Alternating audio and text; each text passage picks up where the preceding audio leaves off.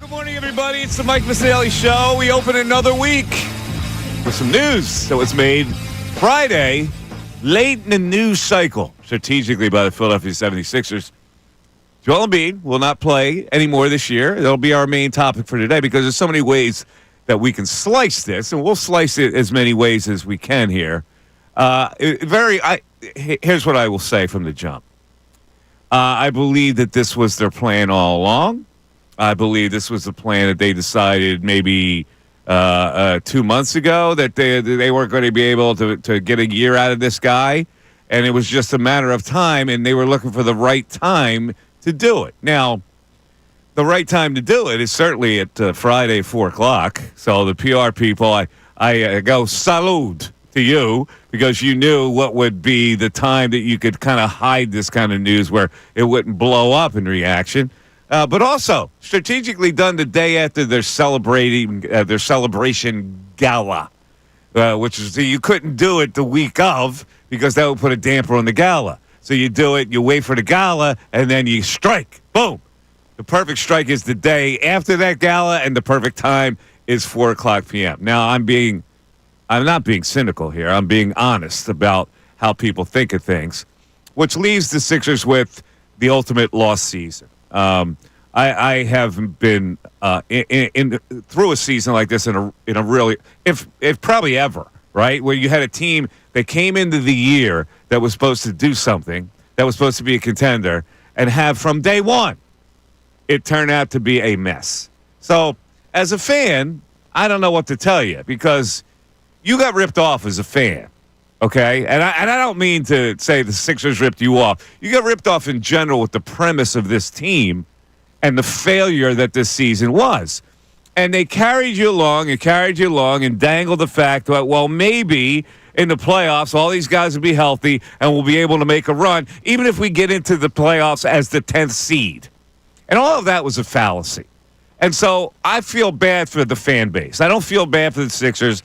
Life goes on for the Sixers. I don't know what's going to happen with Josh Harris because there's a report out there that say Josh Harris was a little skeptical of giving Embiid this kind of an extension. And Daryl Morey said, well, we have to go through with it because we have no other choice.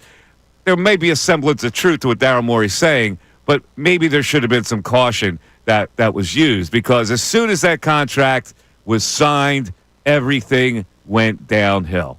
So we'll talk about it. And unfortunately, again, we are without our phone lines. I don't know what more to say about it, folks. I don't have the technical knowledge to comment on what is going on, why our phone system is completely down and we can't take calls. We do have text, though, so we'll rely on text calls. And on that note, we'll bring in Mr. Bill Colarulo, William Colarulo. Hello, Bill. How are you? What's up, Mike? Did you have a good weekend, bud? No.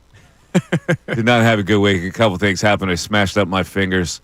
You got some stories, I know. I got a couple stories. An elderly woman flipped me the bird, not once but twice. I don't know how you get it twice. That's what I'm looking forward to hearing. Not once, but twice. I'm looking forward to this old elderly woman who somebody's grandmother out there in space flipped me the bird twice. Good for her. But that was my weekend. Ray, how you doing? This is Ray Dunn is with us. Ray, did you have a good weekend? I had a great weekend. Sorry to hear about yours, but mine was pretty great. Well, whatever. We carry on. We're tough. No matter what the circumstances are, Bill, we carry on and push forward. We do carry on. Now, you said something in your open there that I just want to clarify. When you said you think this was the plan all along with the Sixers. Yeah. When Joel Embiid showed up to camp and we kept hearing that he was ramping up, we all assumed that he was just out of shape. And I remember going back to that point saying, my concern is what if there's more going on with the knee? And clearly now when we look back, this has all been knee-related. Now, maybe he was out of shape, but this has all been knee-related. So do you think when the season started that they thought we're never going to be able to get it back? That's not really what I meant. I meant the plan, the inevitable. Once they saw how this season was transgressing, this was their plan to – they knew they weren't – like a couple months ago, they knew they weren't going to get anything out of them. And so they just kind of delayed the process on when they bailed. So, I mean, the crazy thing is with this whole Joel Embiid situation is we're only a little over a year removed from him doing things that we haven't seen since Wilt Chamberlain, when he was averaging more points than minutes per game. He had 70 points.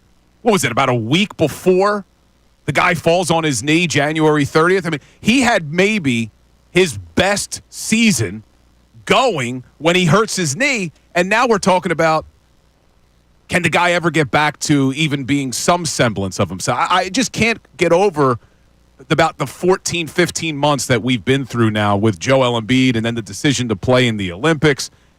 I don't know how I feel. You said you feel bad for the fans. I think we've seen the best of Joel Embiid. I don't think we'll ever see the Joel Embiid that was an MVP candidate. I think he can maybe play a couple years, but at a lesser level. So we've seen, and that's the tragedy of it, because we've seen the best of it. And I don't think that they're going to be able to build around him enough to win a championship, which was the goal all along, to build around him for the championship. Now, I will say this. I think that Joel Embiid's decision to play in the Olympics, whatever you feel about whether you think he's entitled to or not, his decision to play in the Olympics hurt the franchise. So an individual decision for him that you may go, well, he's entitled to do that. I don't believe he's entitled to do that. When you play for an organization that pays you like the Sixers paid Joel Embiid, you have the obligation first to them and then to yourself. Now, there's a lot of people that would not agree with that, but I agree with it. I believe that the entity that made you a wealthy man, you owe a loyalty to. And if that loyalty is to skip the Olympics or to skip playing for Team USA, which you knew was going to be a long, long, long haul with a lot of practices and a lot of games, then you were delinquent in making that decision. It was a selfish decision, and it hurt the franchise. And in turn, it hurt the fan base. Yeah, it's hard to argue with it. I mean, it's hard to argue with that. I don't know how much he actually played, though. I mean, he would have been playing some sort of basketball. For me, the decision to play in the Olympics, yes, in hindsight, he shouldn't have done. But it seems that it was what happened after the Olympics leading into the start of this season. Like, what happened for all of those months? Why do we not hear anything about that knee? Why do we not hear anything about any sort of the rehab that he's going through? And then he shows up, and now we're hearing, oh, he's out of shape, he's ramping up. We don't know a lot. But what we do know, they never should have given him the 3-year extension. You said earlier that there's been some rumblings that Josh Harris was reluctant to give him that 3-year extension.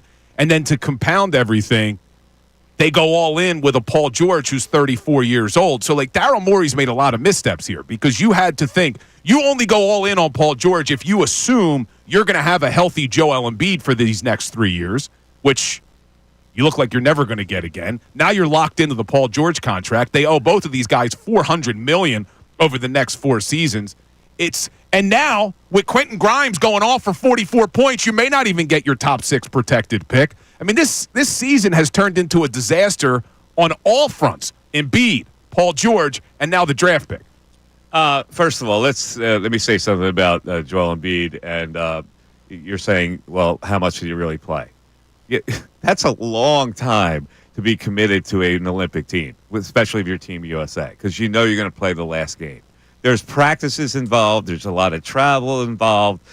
In other words, he sacrificed rehab time following the Sixers season for the wear and tear of playing in the Olympics. Now, if you don't think that's delinquent, because if he doesn't play in the Olympics, that time is rest time and rehab time.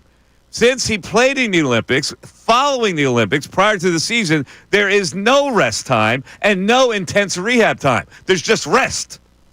That's what it is. It's rest. There's no rehab. So wear and tear of the Olympics, no activity, go into a season. That is delinquent to the franchise. If that is, in fact, and that's probably how it all went down. Well, what else could it be? The only thing that I don't know, and I don't know if we know this or not, was the medical advice to Joel following the season, you shouldn't play in the Olympics? Oh, my God. What do you think it was? I don't know. First of all, players run their own lives. They're not. The Sixers work on it. I'm sure the Sixers suggested that maybe rehabbing would be the better option, but we can't tell you to miss the Olympics. They couldn't say to him or prohibit him from going to the Olympics. He had to make the personal decision to what was more important, him playing in the Olympics for Team USA or the loyalty to your franchise. And he made the decision that the Olympics was more important. I agree with you 100%. I just don't know, even if he doesn't play in the Olympics, are we in the same position today that we would have Is been? there more of a chance that he was going to be healthy if he didn't play in the Olympics? I think common sense, yes, but I don't know if medically a doctor would have said, no, we would have had him going through basketball practices anyway. No, they wouldn't have had him go through basketball practices. They would have had him going through rehab exercise, strengthening exercises, rehab, not basketball time. That's what he missed. 610-632-0975 is how you come in. On the other side, I will detail that Daryl Morey, every decision that he made was a failure for this season. It's the Mike Missanelli Show. Back after this. Tyrone Johnson. Do you not think that the people that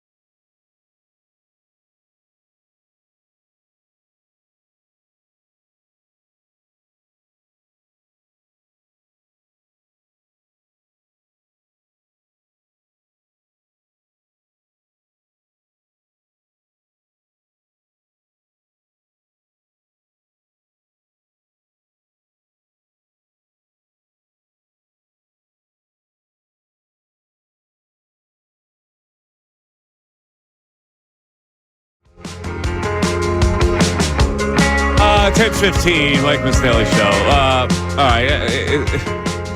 Listen, man, I don't like calling for anybody's job. But when there's an abject failure of a franchise, the way the Sixers have given you this kind of a failure this year, I believe that heads need to roll. I'm sorry. They've had, this regime has had plenty of time to get it together. They haven't been able to get it together. And almost every decision that he has made this year, the general manager, the president of basketball operations, has been a failure. You start with the Embiid extension and the kid gloves treatment through this whole thing where he was allowed to come in shape, not at the proper weight. Failure. The Paul George signing. As good as everybody thought that looked, the fact that you ignore two premises. Number one, that at age 34 you don't get better and you don't stay healthier. And B, 3 stars don't work. 3 stars do not work anymore in this league. Look around the league and tell me the stars that you pile together at an elderly age that work. Number 3, the veteran signings. Total failure. You got nothing out of the likes of Kyle Lowry this year, Reggie Jackson, Eric Gordon. 0. The backup for Embiid that everybody coveted. Come on, man. Come on, Andre Drummond. And finally, Kelly Oubre, you want to give him money? You want to bring him back? Was it really necessary to spend money on Kelly Oubre? Every move that they made turned out to be a misguided move. And you look around the league and you look at the teams that win, and the teams that win solder together something. They have an organization. They know what they're doing. This team has floundered. They have thrown darts at a dartboard to try to figure something out, and it's not good planning, and it hasn't worked. And now you ask yourself the question, where are they? Where are they? As an organization, where are the Philadelphia 76ers? Bill, you tell me. Feels like purgatory. I mean, that's where it feels like the 76ers are, because you're right. All the moves that were made this offseason were the wrong ones. And the contract extension that was given to Embiid may be the worst of all of them, because now when I say you're in purgatory, you can't really trade Joel Embiid, although a lot of fans are ready and they're fed up. They want to trade Joel. Well, you probably can't with that contract. You gave Paul George the big deal that nobody else in the NBA was going to give him, by the way. We've talked about that a lot. I was excited when they signed Paul George, but if you're Daryl Morey, maybe you should have asked yourself, why does nobody else want to give him this big contract?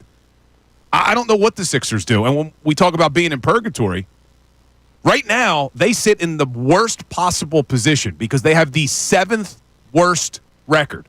So their chance of getting a top 6 pick is slim. Their chance of actually making it into the play-in tournament, if anybody even wants them to do that, is slim. So you're sitting there right in the middle. You're not bad enough to get a top pick. You're not good enough to make a run in the playoffs, and you have all these bad contracts. It's purgatory. The Sixers came into the season. I just can't believe that these are supposed to be experts in the field. They came into the season with this team crossing their fingers that what they did would work instead of really organizing a plan that really made sense that would work. They crossed their fingers on everything. They crossed their fingers on bringing Paul George in. They crossed their fingers on bringing these veteran guys off the bench, hoping that it would work, not knowing that it would work. That is the worst mistake you could ever make when you're trying to build something. When you were listing all of the failures this offseason, did you mention Caleb Martin? I forgot Caleb Martin. Yeah. Signing Caleb Martin, who, what did I say? Already At the gone. stard of the season? And you looked at me. I like, loved him. With 3 I was heads, excited about and Caleb I said, Martin. What was my statement? You thought he was a system player in Miami, and it turned out you were correct. You have been spot. I got to give you credit, man. Yeah, well, it's not You've been about spot giving on me with the credit. It's Sixers. about you seeing. Like, you bought this is the problem. When people don't see through the fact that Paul George is a big name. Oh, Paul George. Oh, you got excited. But you don't take it to the next level. And it's the same with the Caleb Martins of the world. And it's the same with the Kyle Lowrys and the Reggie Jacksons and the Eric Gordons. What are you doing? What is that supposed to do? How is that going to win in today's NBA when you look at the teams that win? Look at what Phoenix has done. That's a total disaster they have right now because they had to have the big 3. Yeah. You don't win like that anymore. The Paul George one, though, is, and I know it was a contract year, he was coming off of a season where he played 74 games. He had career highs across the board in field goal percentage, 3-point percentage, all of these things that he was doing. And you're thinking, okay, maybe this is going to be the right move. You were thinking that. Well, I wasn't thinking that. A lot of people were thinking misguided that. people were thinking that. Well- Because the fact of the matter is, he played those games on a year where he thought he was going to get a contract. Before that, it was 50, it was 43, it was whatever. Yeah, it was 56, 31, 54. You're correct. But the reason why so many of us, including myself, were on board with that move is I thought we were getting Joel Embiid this season. I thought we looked at it and said, all right, Joel Embiid, you probably got 3 or 4 years of him still being that dominant scorer in the NBA. But even if you only had 2 or 3 years of him, bring in Paul George, finally the two-way wing, a guy who's been a proven star in this league. You pair him with Joel, you still have Tyrese Maxey, and then you get the correct bench pieces and other guys around them. I didn't expect Paul George to be this bad. So that's where Daryl Morey, I guess, has to know. And I know what you're saying. Look at his prior seasons. I think Daryl Morey, who's more connected in the NBA than we are, has to know that, look, this guy's just mentally not committed to winning a championship. There's a reason why Paul George has never been to a finals, I guess. As good as he is, and you've heard it from other players. Ray had it on a News at Noon.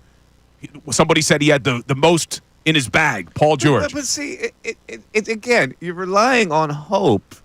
Bill, you don't win with hope. Yeah, You but what win would have with been the planning. alternative? Well, I don't. You figure it out. I mean, I'm looking at Oklahoma City. Look at the team that they have built. The team that they have a young star. Okay, the Sixers can't match that. Whatever you think of Tyrese Maxey, he's never going to be Shea Gilgeous-Alexander. No. But they get guys that fit certain positions. They get a Jalen Williams. They get an Aaron Wiggins. They get an Alex Caruso free agent. Alex Caruso, still a productive player, not Reggie Jackson or Kyle Lowry. They get that Lou Dort, who concentrates on one thing, playing defense. You get components that play. You get guys off the bench that can play. The Isaiah Joes of the world. You drafted a Chet Holmgren. They build it the right way with young energy. That's how you win. But did the Sixers have that luxury with where Joel Embiid is in his career? That's the issue. Would they have been able to build something that would take years to build? Years. Then you don't have any trust in your ability to evaluate talent, because Oklahoma City is picking these guys off trees and making them players. 610-632-0975. Back after this. Fanatic Sports Update. Embiid season is over. I'm Ray Dunn with this Fanatic Sports Update. The 76ers announced Friday that Joel Embiid was deemed medically unable to play and be out for the remainder of this season. The team and Embiid are working with medical experts to determine the plan going forward. Shams Charania broke down the situation on ESPN over the weekend. This has been a situation the 76ers have been dealing with all season, and they've managed the swelling in multiple different ways, including injections monthly, just to get him on the court. But here they are in lockstep. This is all about getting Joel Embiid back on the court in the best sustainable way, and they are in lockstep about that.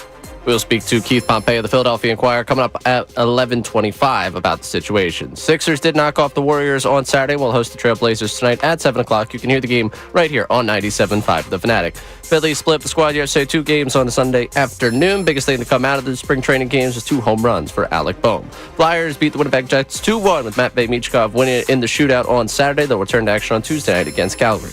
In NFL news, the Commanders sent a 5th-round pick to the 49ers in exchange for wide receiver Deebo Samuel. This update is brought to you by Jackson Hewitt. It matters who does your taxes. Want expert tax prep? Jackson Hewitt will give you $100 to switch. Limited time offer for new clients. Participating locations. Only terms at jacksonhewitt.com. I'm Ray Dunn, the home of the 76ers and the Flyers. 97.5 The Fanatic and 97.5thefanatic.com.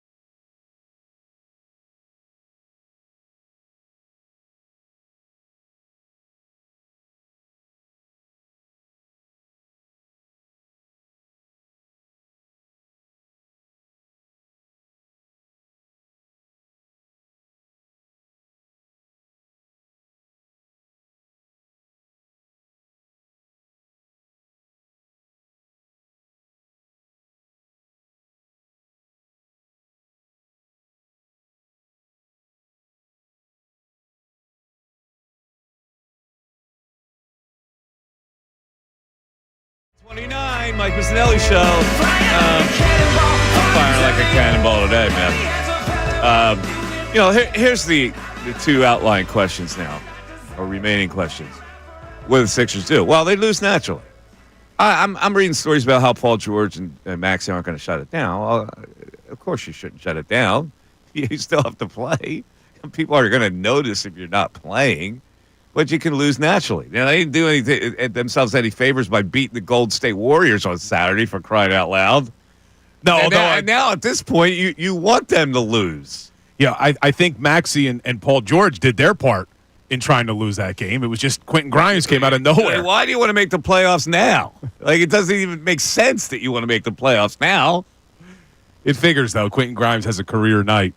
Now, I don't think if Jimmy Butler would have played that you would have seen that. But. Well, there's always that game that the opposition, for some reason, doesn't play to their fullest ability, and the Sixers can win a game every now and then. But here's the other question.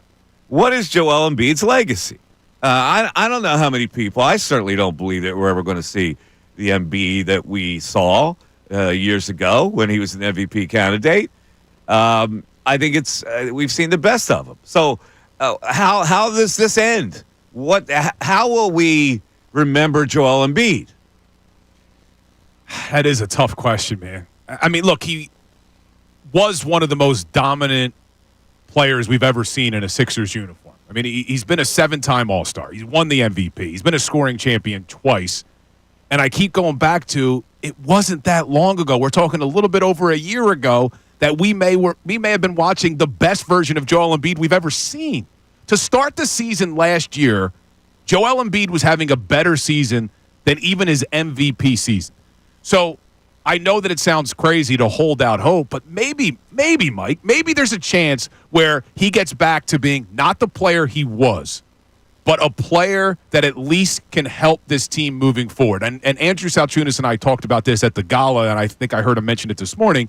Could he be what Shaquille O'Neal was in Miami, where Shaq was not the dominant player you saw with the Lakers, but Shaq was still good enough when paired with a guy like Dwayne Wade that they could win a title? Yeah, but he was a dominant low-post guy. Embiid is not that anymore, and never really was. He loves the perimeter. He does. He's not a Shaq type of big man. But in the modern NBA, where things are a little bit different, could you get a version of Joel for the life of this contract, because that's what we have to look at now. He's still here for 4 years. Could you get a version of Joel that, if surrounded by the right pieces, and I know you don't trust Morey to build that team, but if you get somebody who builds the right team around Joel, that they could still be successful? I don't. I'm holding out hope. I gotta be. I don't know. Guys get older; they don't get healthier or younger. I just don't see it. I think, really, when you look at this era, and I hate to say it, but the Joel Embiid era wasn't that productive of an era. As great as a player he was, the era was not that productive. When you don't get past the second round, and you have this all-world advertised player, well, then how do you categorize the era of Sixer basketball? The crazy thing is, I was reading this over the weekend, Joel Embiid is the only NBA MVP to never lead a team out of the second round of the playoffs. Like, that is crazy. Really, it's stunning to believe. And a lot of it was by his own doing. I mean, let's cut to the chase here. He really did not get to the ultimate peak physically. He just did not. He just didn't seem to be interested in it. Especially early in his career. And you don't know how much that's impacted. Again, not being a doctor, but common sense would tell you, yeah, you take care of your body more, you probably have a better chance of staying healthy. Now, when you talk about legacy, even if Joel Embiid never plays another minute, he could still potentially be a Hall of Famer.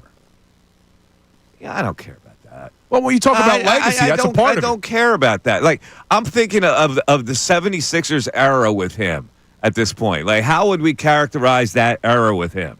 You know, my thing about Embiid is that I think things came so easy to him, skill-wise, that he never developed the I want to eat your heart mentality.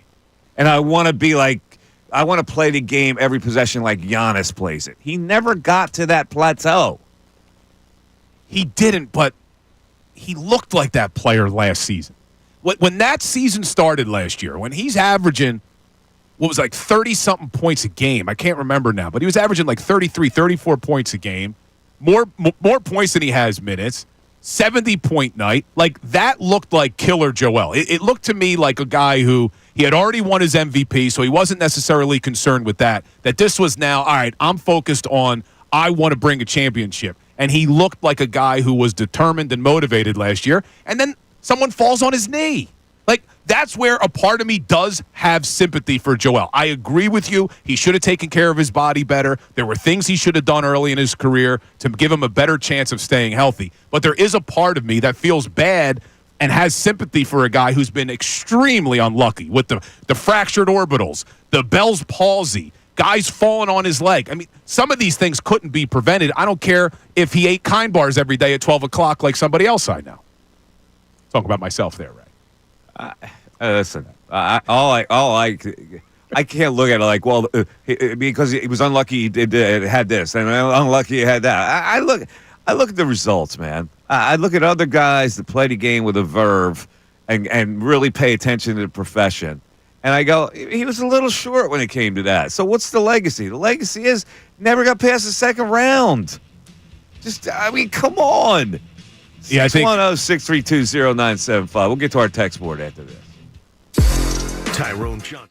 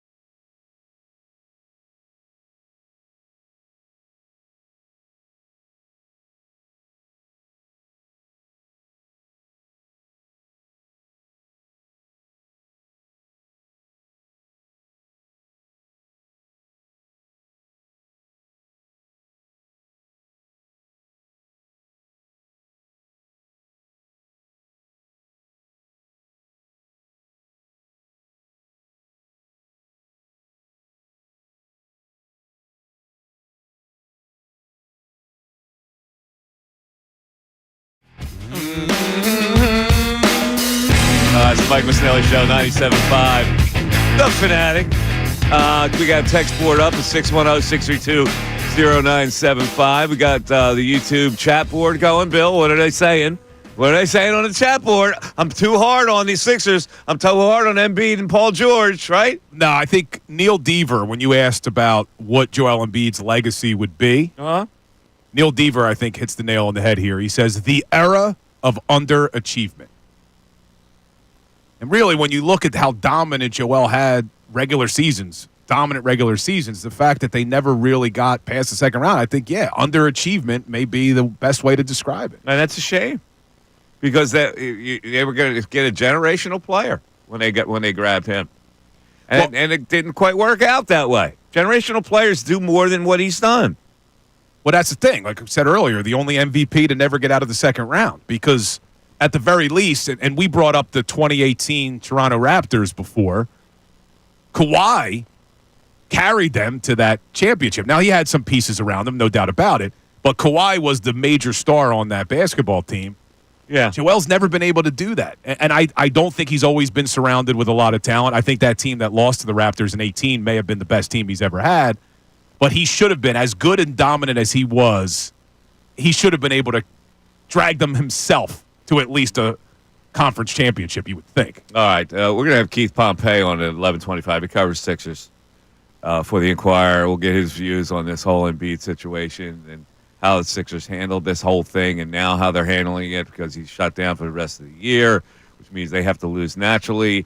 And at this point, the best move is to try to get as good a draft pick as you can. It's really simple. And I'm not saying they're going to tank, but there's a way that you put out a lineup that can lose without saying you're tanking. Well, they probably thought when Saturday night Golden State's coming to town, and in the first half, Paul George and Tyrese Maxey are a combined 1 for 12 for 3 points. You're probably thinking, all right, we're on our way to losing this game. No one expected Quentin Grimes to go off. I'm going to give you another one tonight. I love the Trailblazers tonight. Now Sixers are favored, man. Sixers are favored by 3. I think this is the Trailblazer outright. Hit it, Red. That team's been playing outright. That team's been playing a little better. They come in all of a sudden. That team, who supposedly stinks, is only a 3-point dog tonight. Oh man, come on, dude. Dude, who knows? You need to hop on that. Grimes may go off for a 50 burger tonight. Who knows?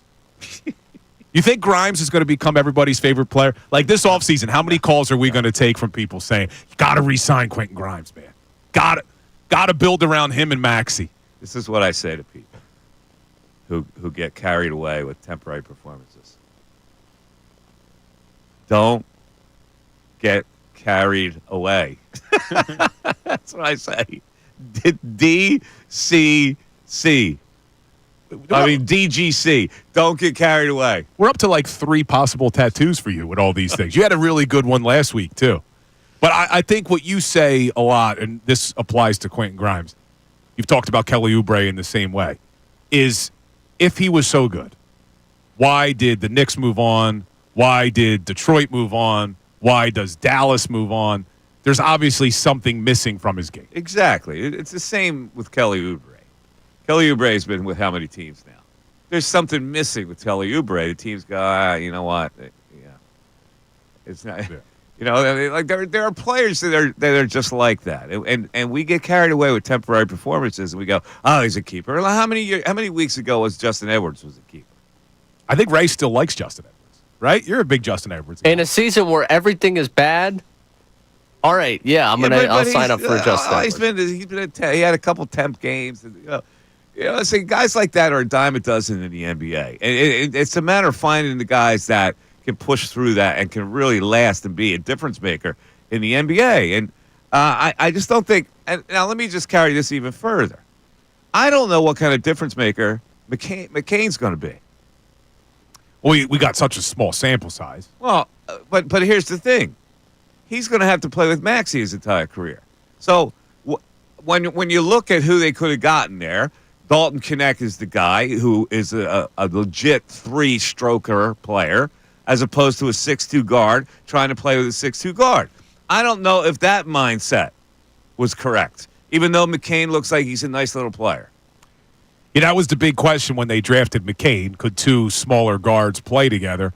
And again, keep going back to that 2018 Raptors team. I know they were different types of players, but you had two small guards in Lowry and Van Vliet. So maybe you could work something with McCain and Maxey. And maybe you're going to be right about that. I don't know. I don't know anything. This is the thing. I don't trust any of their decisions at this point. None of them. Now, are you buying Stephen A. Smith saying Josh Harris didn't want to make the decision? Well, I mean, listen, Stephen A. gets a lot of people talking to him. It is very possible. Now, I don't know that Josh Harris has the acumen to say, I'm not so sure I want to do that. I think he trusted Morey implicitly. And Morey knew that his only chance to win here was to stack enough people around Joel Embiid. So he didn't really have a choice. Did he? Did he have a choice? I guess he did have a choice on not giving him that kind of an extension, whether it was necessary at that particular point in time. And maybe Josh Harris talked about that. But again, it's like Morey thought that he had to get a championship with Joel Embiid. That's the only thing he knew. I understand that, but I just don't understand why you had to give him the extension when you gave it to him. You gave it to him in September. So you had to know in September that Joel Embiid's knee was not 100% right. And I've heard some people argue, well, the only way you could have gone big game hunting for Paul George is if you showed a commitment to Joel Embiid. Well, you signed Paul George in July. You gave Embiid his contract extension in September. Yeah. I am not seeing a valid argument on why they had to give Joel Embiid his extension when they gave it to him. It just doesn't make sense. And I think Joel would probably understand with the knee not being 100%, with him not being ready for camp and all those other things. It just doesn't seem to me why you'd have to do it. If I'm the director of basketball operations and I get my medical staff, I'll go through all of, and they go, his knee is not in great shape, but we think we can manage it. Now I go, well, guess what, fellas? That's not good enough for me to commit $200 million to him or $300 million, whatever they committed to him. That has to be the biggest misstep. I know Paul George looks like it was a misstep, but the biggest misstep has to be that contract. I just don't understand why they had to do it. Let's go to our text board. Ray, do we have anything on the text board? We do. This whole situation. Brian from Somerton is insulted from something you said, Mike. All right, go ahead. Mike, as a dart player, I'm offended by the throwing darts at a dartboard analogy with the Sixers. Some of us are pretty accurate with our darts, certainly more than the Sixers have been with their signings and trades. Well, I would say that I respect a good dart thrower. I've been in many barroom dart matches. However, what I'm saying is that you don't always hit the target. As much as you try to hit the target every single time, there are misses. And so the easiest thing to do with a dartboard is to go up to the dartboard and plug that sucker right in where you want it to go. Unfortunately, you can't do that. So, my analogy, I think, is accurate because throwing darts is not accurate. Right? Yeah, throwing darts is not accurate. I used to go up to the dartboard and put in the bullseye. Go, look, 10 points. Boom. I used to play baseball. Remember playing baseball with darts? Through the innings? Yeah, that was always fun. It's fantastic. That was always fun. What else you got, Ray? We got Jasper checking in with the best way to describe the Joel Embiid era is one word: mismanaged. Mismanaged by Colangelo, Brett Brown, Doc Rivers, Morey, Josh Harris, and most importantly, mismanaged by Embiid himself by being out of shape for years and eating Chick-fil-A on the sidelines and never being ready to win a championship. And see, that to me is the key. You can have mismanagement, but ultimately the player determines how great his legacy is going to be and how great his performances are going to be. Yeah. It's in his control. At that point, it's no longer management's control. Let's take a break. 610-632-0975. There's nothing. I got to be honest with you. This is like a top 3 exasperation level for me as far as, evaluating a particular team and an organization through a season. It has been a nightmare. Mike Missanelli Show continues on 97.5 The Fanatic. Fanatic Sports Update. Embiid season is over. I'm Ray Dunn with this Fanatic Sports Update. The 76ers announced Friday that Joel Embiid was deemed medically unable to play and will be out for the rest of the season. Team and Embiid are working with medical experts to determine the plan for him going forward. Shams Charania broke down the situation on ESPN over the weekend. This has been a situation the 76ers have been dealing with all season, and they managed the swelling in multiple different ways, including injections monthly just to get him on the court. But here they are in lockstep. This is all about getting Joel Embiid back on the court in the best sustainable way, and they are in lockstep about that. We'll have Keith Pompey of the Philadelphia Inquirer on at 11:25 to talk about the situation with the 76ers. The Sixers did knock off the Warriors on Saturday and will host the Trailblazers tonight at 7 o'clock. You can hear the game right here on 97.5 The Fanatic. Phillies split up the squad yesterday for 2 games on Sunday afternoon. Biggest thing to come out of it, 2 home runs for Alec Boehm. We'll have Todd Selecki on to talk Phillies coming up at 12:15. Flyers beat the Jets at 2-1 with Matt Michkov winning in the shootout on Saturday. They'll return to action Tuesday night against Calgary. And in NFL news, Commanders sent a 5th-round pick to the 49ers in exchange for Deebo Samuel. This update is brought to you by Discover. You could skip this ad or double your first-year cash back with Discover. Still here, Discover matches all the cash back you've earned at the end of your first year. See terms at discover.com/credit card. I'm Ray Dunn in the home of the 76ers and the Flyers. 97.5 The Fanatic and 97.5thefanatic.com.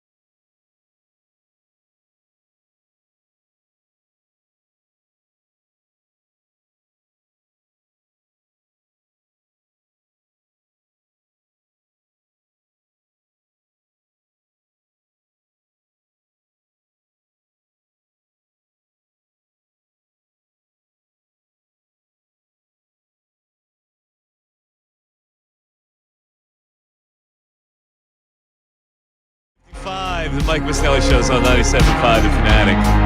So in the 11 o'clock hour, Keith Pompey will join us. And then we'll get into a little Philly baseball with Todd Zalecki covers the team. And an interesting little thing that happened on the road for the Phils when, first of all, they played on the road. Bryson Stott had his walk-up music played. You see that? They're trying to tweak him. No, I didn't see that. Oh, yeah, they were trying to tweak him. Was it A-OK? Yeah, they A-OK music they played for him. See, he's got to get a new song this year. I agree with you 100%. Yeah. Now, the big thing was that Trey Turner, who's good friends with Max Scherzer. Yeah, this was funny. Scherzer throws a strike right down the middle, and Trey Turner taps his helmet and challenges it because of the chirping that Scherzer did about not liking the robo-ups. Yeah, his first pitch of the game, too, right? Was Turner let off. It was pretty funny. Yeah, it's cutesy. But we haven't had any news coming out of spring training yet. So we'll check in with Todd Zalecki, find out what's going on with your fighting Phils and their lineup. Everybody's all obsessed with the lineup. I know. It's fun. Well, it's fun. It's a fun exercise to do. But you say there's no news coming out. I'll tell you what, though. The Taiwan Walker PR tour is in full effect, man. The Phillies are really trying to convince somebody that this guy can pitch. All spring, all you keep hearing, he's in the best shape of his life. His velocity's up. They're trying to convince somebody to take that damn contract. All right, now, Bill, tell us a little bit about the Fanatic Knockout this year, because we're trying to get people engaged here to participate in our annual Knockout tournament, which will be after a 76ers game. So here's the deal: if you have to enter a keyword on our contest page to win a spot, right? It's as simple as that. Yeah, and the Knockout tournament is Wednesday, March 26th. I think they play the Wizards that night, Ray, if I'm not mistaken. That would be correct. Well, then the Knockout tournament will be the highlight of that night. Yeah, I mean, that's the best part. Honestly, even if the Sixers game isn't something that you're really interested in, being able to go down to the court and participate on the court in Knockout against all the Fanatic hosts and other listeners, it is a lot of fun. Last year was my first one. It was a blast. Yes. So you're going to have to enter a keyword on our contest page, 975thefanatic.com, for your chance to win. At the end of the day, you can enter it until the end of the day. Today's keyword, should I give it? Oh, we're giving it now? Well, when do we give it? We give it multiple times a show. All right. We're going to give it multiple long. times a show. Yes. Okay, so I can give it right now. Yes, you can. Today's keyword is pass, as in something Quentin Grimes wasn't doing the other night. He was just shooting a rock. Yes. Yes. You like that, Ray? Pass. P-A-S-S. P-A-S-S. All right, get on it. Get to the Fanatic. Where do they have to go? To our contest page. Do we have a contest page on our website, 975thefanatic.com? You'll see. You click on the contest page. All right, perfect. All right, and so there's going to be one per day, and we'll draw the winners online. One select each day. Now we're going to do this 5 times a day. We're doing this. Each show has a keyword, so we're 3 times a day, 5 days for the week. Okay. So we're giving out one each day. Yeah, I couldn't. It says quantity 5. I didn't one really per know day. what that meant. That's 1 per day. That's 5 days in a week. Is that the way? 5 days in a work week. Yeah, I think there's 7 days in a week, though. Working to confirm. Okay. All right. So I want to get some feedback on something that actually 2 things happened to me this weekend. And we get into 11 o'clock hour. I want to put this out there because I want to know what people would have done in my situation. Is this about you getting flipped off? I got flipped off by a grandma. You're like, I got robbed by an 80-year-old woman in a motorized cart. Know the movie? No. Twice I got flipped off. And I'm curious to know how people would handle it. And I'll tell you how I handle it after I get feedback on how you would have handled it. All right. All right? I'm siding with the old woman no matter what. The other thing that happened to me is we go to the 11 o'clock hour, and I tell you that you're listening to WPEN and WPEN HD1 Burlington, Philadelphia, a Beasley Media Group station, broadcasting from the Comcast Business Studios, powering possibilities. As you can see, I have 2 bloody fingernails on my right hand, Bill. Here, I noticed. I'll show it to the people here. I'm probably going to lose this nail, the blood clot behind it, because I slammed my hand into a sliding door. But here's how I did it. You ever go out of a sliding door and behind you you shoot it closed. Yes. All right. And normally I can figure out the amount of time that door is going to close. I forgot that I had WD-40'd Oh, it sped it up. the sliding door, the track. And so my timing was off. So when I flipped the thing closed, I had my hand still in the jam there, and wham! The door smashed my fingers. This is a big problem, too, because that's your shooting hand, and we got the knockout tournament coming up. Yeah, well, I probably will. It's probably going to knock me out. You know what I think happened? Knockout tournament. I think you intentionally hurt your hand because No, you're man, afraid I would shoot better than you. Dude, I can make free throws blindfolded. I think you injured yourself. I think he was scared, Yeah, Ray. I think he was afraid Yeah, that I was going to beat him. Nah, that's not it at all. All right, so that was the first thing that happened. So you WD. What's going on? Do you have any broken bones or anything, or it's just the nail? I don't know. I didn't get it checked. It's your ring finger on your right hand? And it's the other finger, which is also, there's a blood clot behind it. Now, was this Two before, fingers, the two biggest fingers on your hand. before or after the old woman flipped you off? This was before. All right, so you had a damaged middle finger that you couldn't give it back. I wouldn't have given it back to an elderly woman. That's the point. And this is why I want to know what people would react. All right, so here's the circumstances. We bring the 11 o'clock. So we're cooling off from Sixer talk for the time being because I want to get feedback on this. All right, so you know how there are certain roads that are an angle where you have to kind of like sweep around a little deeper than you normally would if you're just making a straight left turn. It's kind of an angled left turn. So you have to kind of go out a little further before you make the turn. Well, I make the left turn, I go out, and then I weave back into the lane, my left lane. So as I make the turn, there's a woman, grandmom age it looked like. She's about 200 feet away. As Like, a pedestrian or a car? Walking. Okay. And now there are no sidewalks in my neighborhood, so she's walking on the street, which is fine. You know, you avoid people. I avoid them walking all the time. They're walking their dog. They got to walk them on the street. There's no sidewalks. So I weave around. Now, this woman, it has to be 200 feet away from me. I'm nowhere close to her.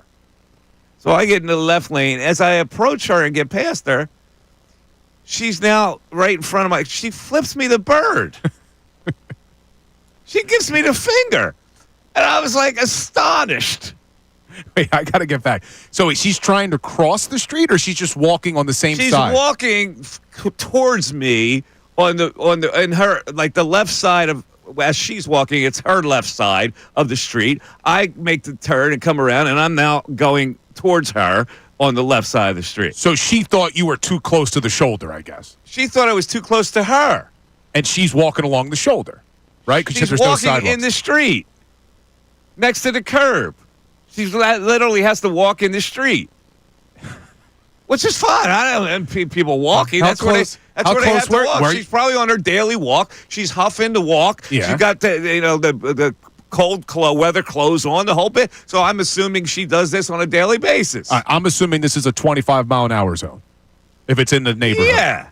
All right, how fast were you going? I wasn't going. I made a turn. How fast could I have been going? I make a turn, and I proceed in my left lane towards where she's walking. So she flips you the bird once. Why the second time? You said she flipped you off twice. Okay, well, I got to tell you what I did to get flipped off the second time. But first, I want to handle the business here on what you would have done if a woman flipped you the bird. Would that have startled you? Probably startled me a little bit if I didn't do anything to deserve it. I didn't do anything to deserve it. That's why I was so. That's why I was so startled. I didn't even come close to her with the car. She was walking towards me. I make the turn. I get into the left lane, nowhere near where she's walking in her lane, even though she's walking in the street. And when she got close to my car, my car got close to where she was walking. She flips me the bird right in my windshield, like boom. Now, I probably would have just kept going, but the fact that there's more to this story, I'm assuming you stopped? I did. I knew it. He couldn't just let it go. I would have just been like, all right, whatever. She's confused. I'm out. See, that's inappropriate. That's inappropriate behavior that I can't let go. So I want to know if people are the same as me. Like when something happens that it was totally uncalled for, that sticks with me. And I go, people's behavior, they need to have a lesson here. You know, you just can't let people get away with that kind of activity. Oh, man. I can't believe you stopped. Now, I would have just kept going, man. I would have just kept going. I don't know. Not only did I stop, I U-turned. Oh, my God. Of course he did, Ray. Of course he did. No, I'm telling you. He U-turned. I U-turned. Wait, where were you going? This is what they... I was headed home. I went to the grocery store. I was headed through my little neighborhood home. It's the street I always take home. So instead of going home, oh, no way. I can't let her get away with that. You turn around. This is bad. This is very, very bad. Were you by yourself in the car? Yes. I was by myself in the car. I don't see. I still think that you may have done something to deserve I didn't do anything. So you always think that. Why would she give you the finger if you didn't do what anything? motivation do I have to tell you this story? Like, I'm not embellishing this story to make myself look good. You either were going, you were driving too fast, you were too close to the curb. I was making a turn. You don't drive fast when you're making a turn. In fact, I was stopped before I made the turn. If I'm stopped, then I have to make the turn. So I couldn't have been going fast. Were you in that beautiful Telluride from Gateway Kia? Yes, I was in that Telluride from Gateway Kia.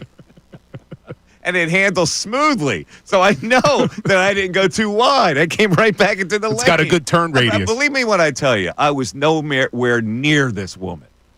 That's what startled me so much, that when she walked, she had to walk several paces before our paths collided, my car and her walking. So she flips you the bird. Did she say anything? Did she scream anything? She had earphones in.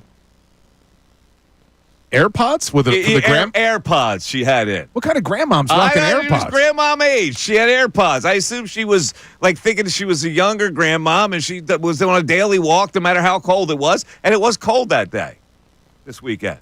It was windy on Saturday. Yeah.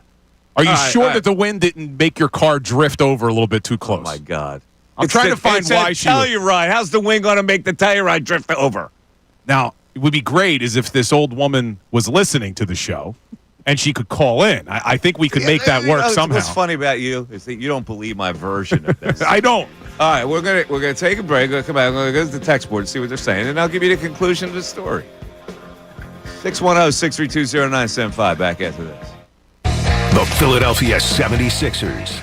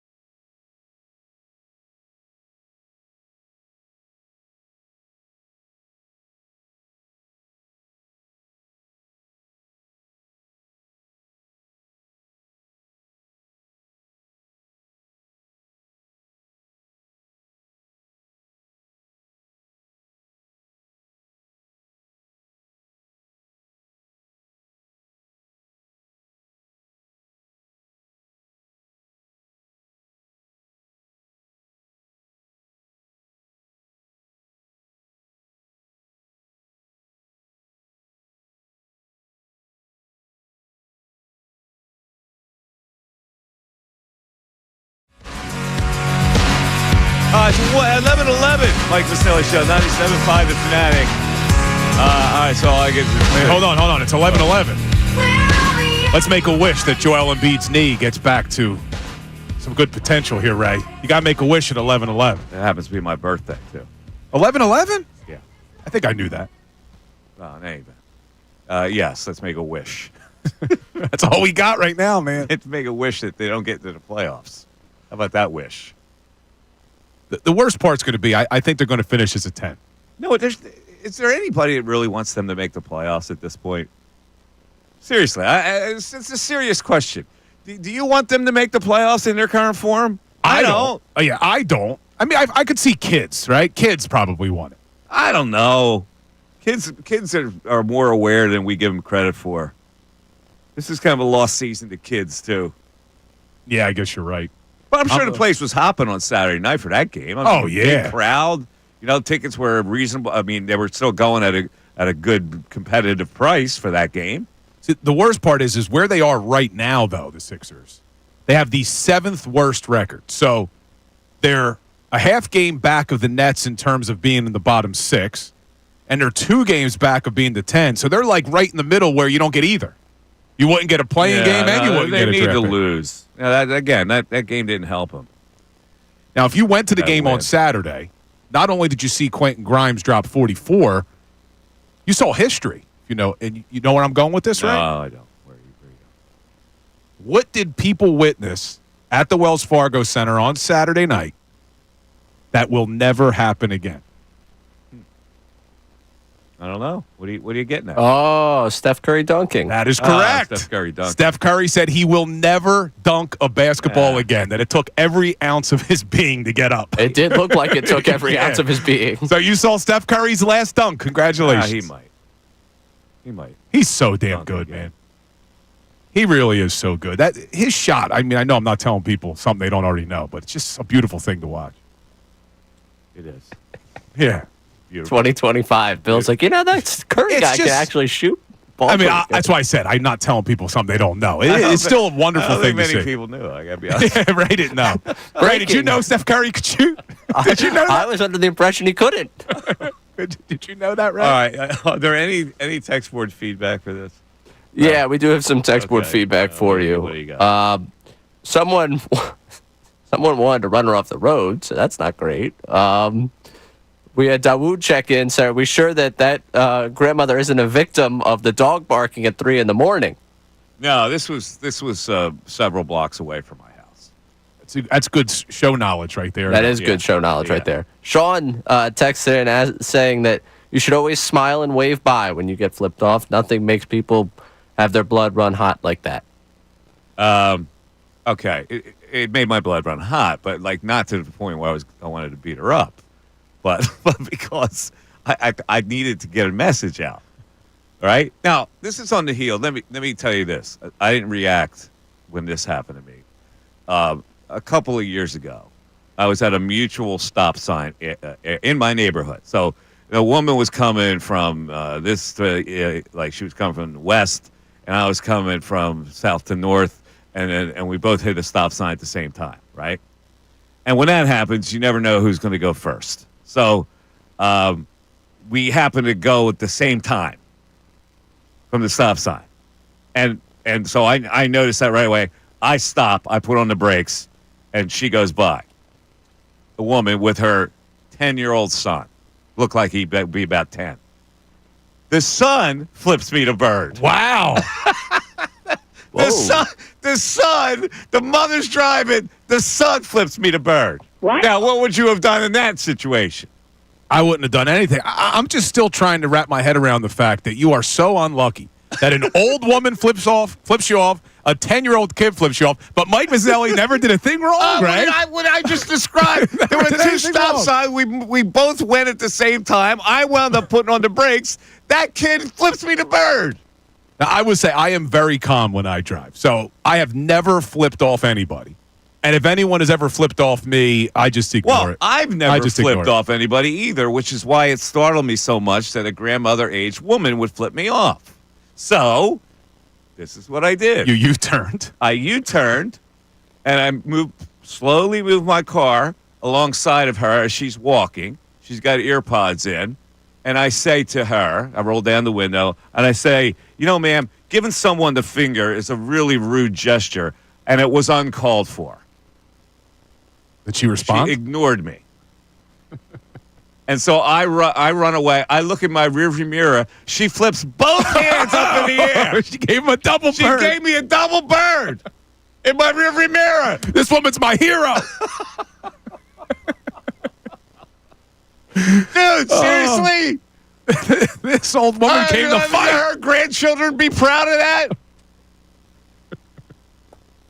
The double bird. In my rearview mirror, she gives me the double bird. Did you U-turn again? No. You left this time. I left. Only Mike. No, seriously. If anybody is faced with that, I'm trying to point a lesson. That's a very rude gesture, ma'am, and it was very uncalled for. I ma'amed her. You ma'amed her. Yeah. Maybe that insulted her too. She flipped me a double bird on the way out the door. Maybe she wasn't as old as you thought. She was older. She was in her 60s. I give her credit, man. Getting her walking and give her credit. not taking any crap credit from a guy who's all over the road, speeding in a 25-mile-an-hour zone. Give her a lot of credit for standing up for herself. The great part about this story is that Bill does not believe my version. It's the kind of mutual trust we have here on the I'm show. taking the granny side. AirPod Granny. I love it. 610-632-0975. All right, back to the EMB conversation. Medically unfit to play. Season is over.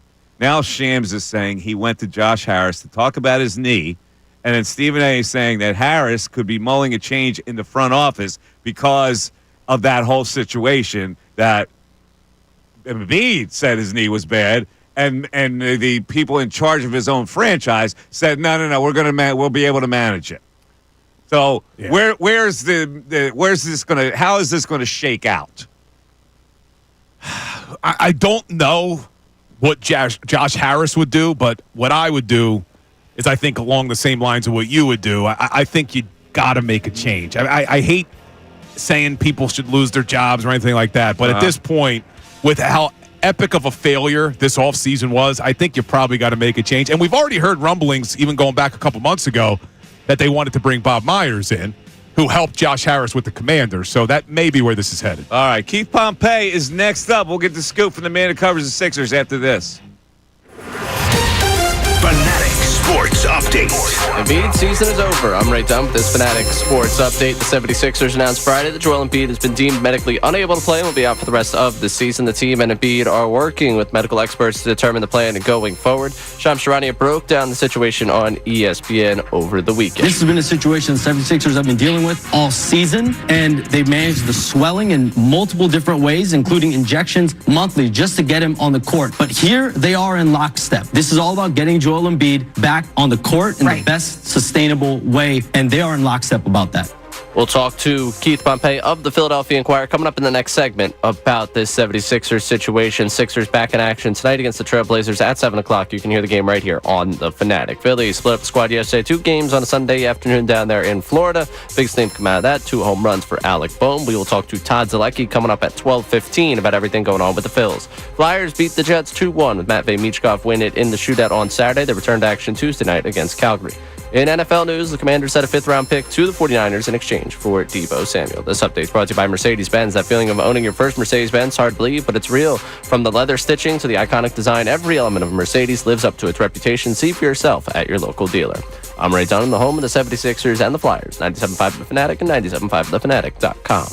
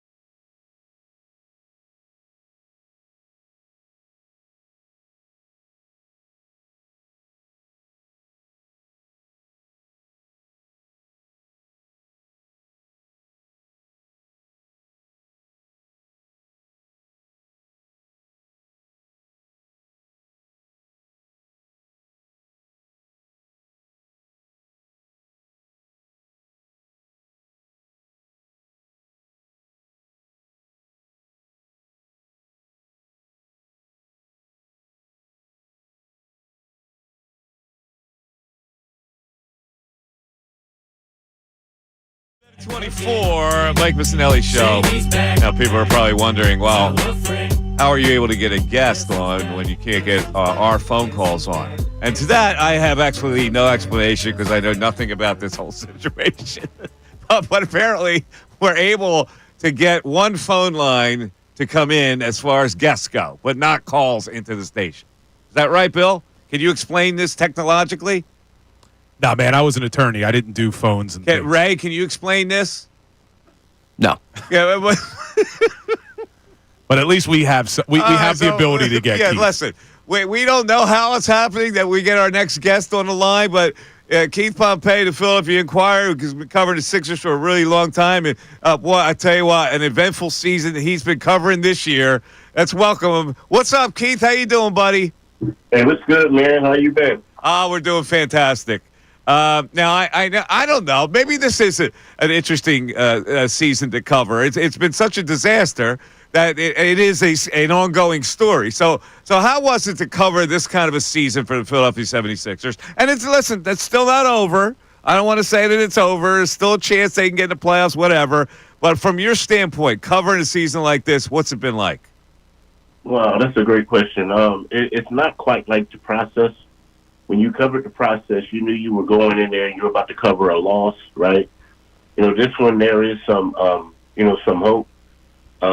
At certain times there was, but it just seems like it's more going on, man. It really is. It's like, okay, no Joel at the beginning. Paul George is down. This drama happens. They got into it. Well, they had a team meeting. They're yelling after in the locker room after another game. It's just been, it wasn't like the process, but it was probably more drama. And I would say that from my standpoint, not just covering it, I think that this year is worse than the process seasons. Good for a reporter, but worse in the standpoint of being a fan or someone who's into basketball because it just melted down. It was a season that was expected to be something, and then it just melted down. Yeah, I mean it did, and that's one of those things where it's funny because I got a coworker, Mike Silsky, who one time they were talking about the 76ers won the offseason. Everybody was all excited and everything, and people were talking about we got to do this, we got to do that. And he was like, well, don't we have to see how it plays out first? And people were like, no, what are you talking about? And he was right. Like, I mean, just because you sign pen to paper doesn't mean that it's going to work out when you lace it up.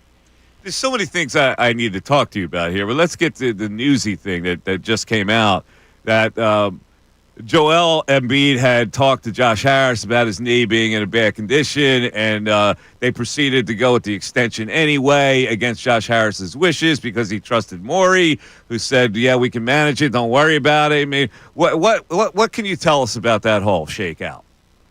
I mean, that's the thing. Like, ultimately, at the end of the day, it all falls on the owner, right? You know what I mean? Like, because Morey can convince you all you want, but at the same time, that's your money that he's convincing you with, right? It's like me going to the casino with you saying, yo, Mike, put your house up, bro. Put your house up. Put that car up. Put it up. Huh? Like, nah, at the end of the day, it's you.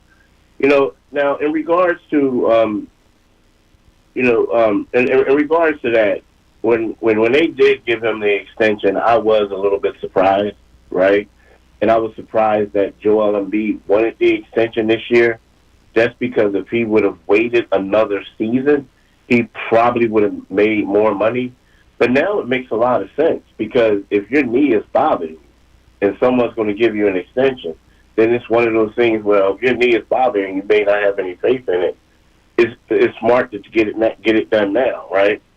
But also I do feel like, right about now, if we're going to be 100% true, is a lot of stuff that's going to start coming out because, first of all, the problem is you gave a guy all that money who may not be the same player that he was before. So what's happening? It's trying to protect my butt. So it always has to be, well, it was his fault. It was his fault.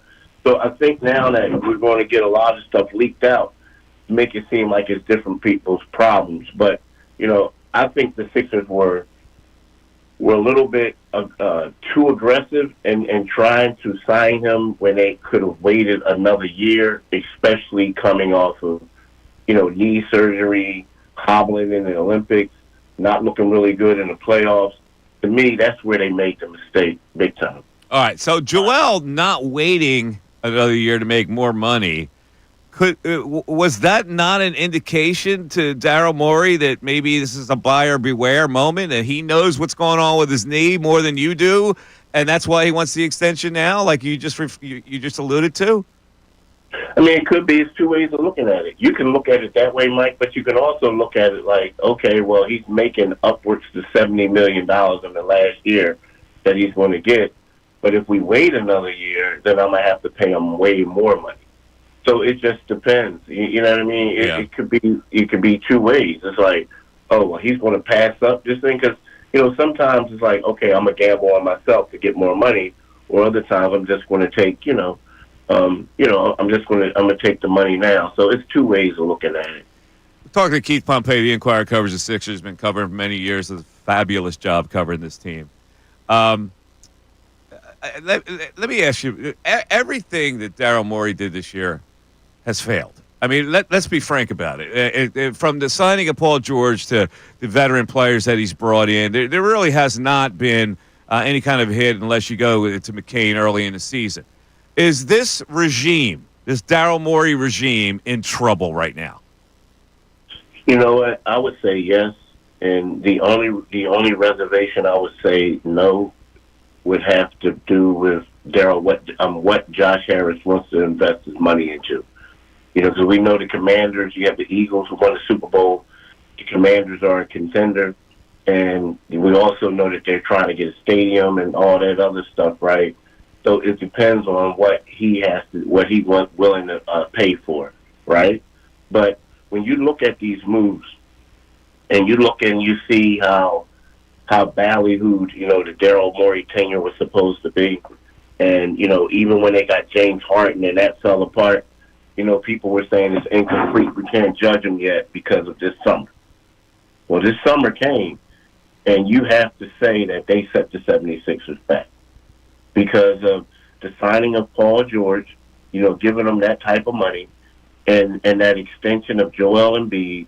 You go out there and you get named free agents, but a lot of them were old in the tooth, right, or banged up and injured, and you look at it, and the difference between this now and the process, at least the process, you had lottery picks to look forward to, and you had cap space to look forward to.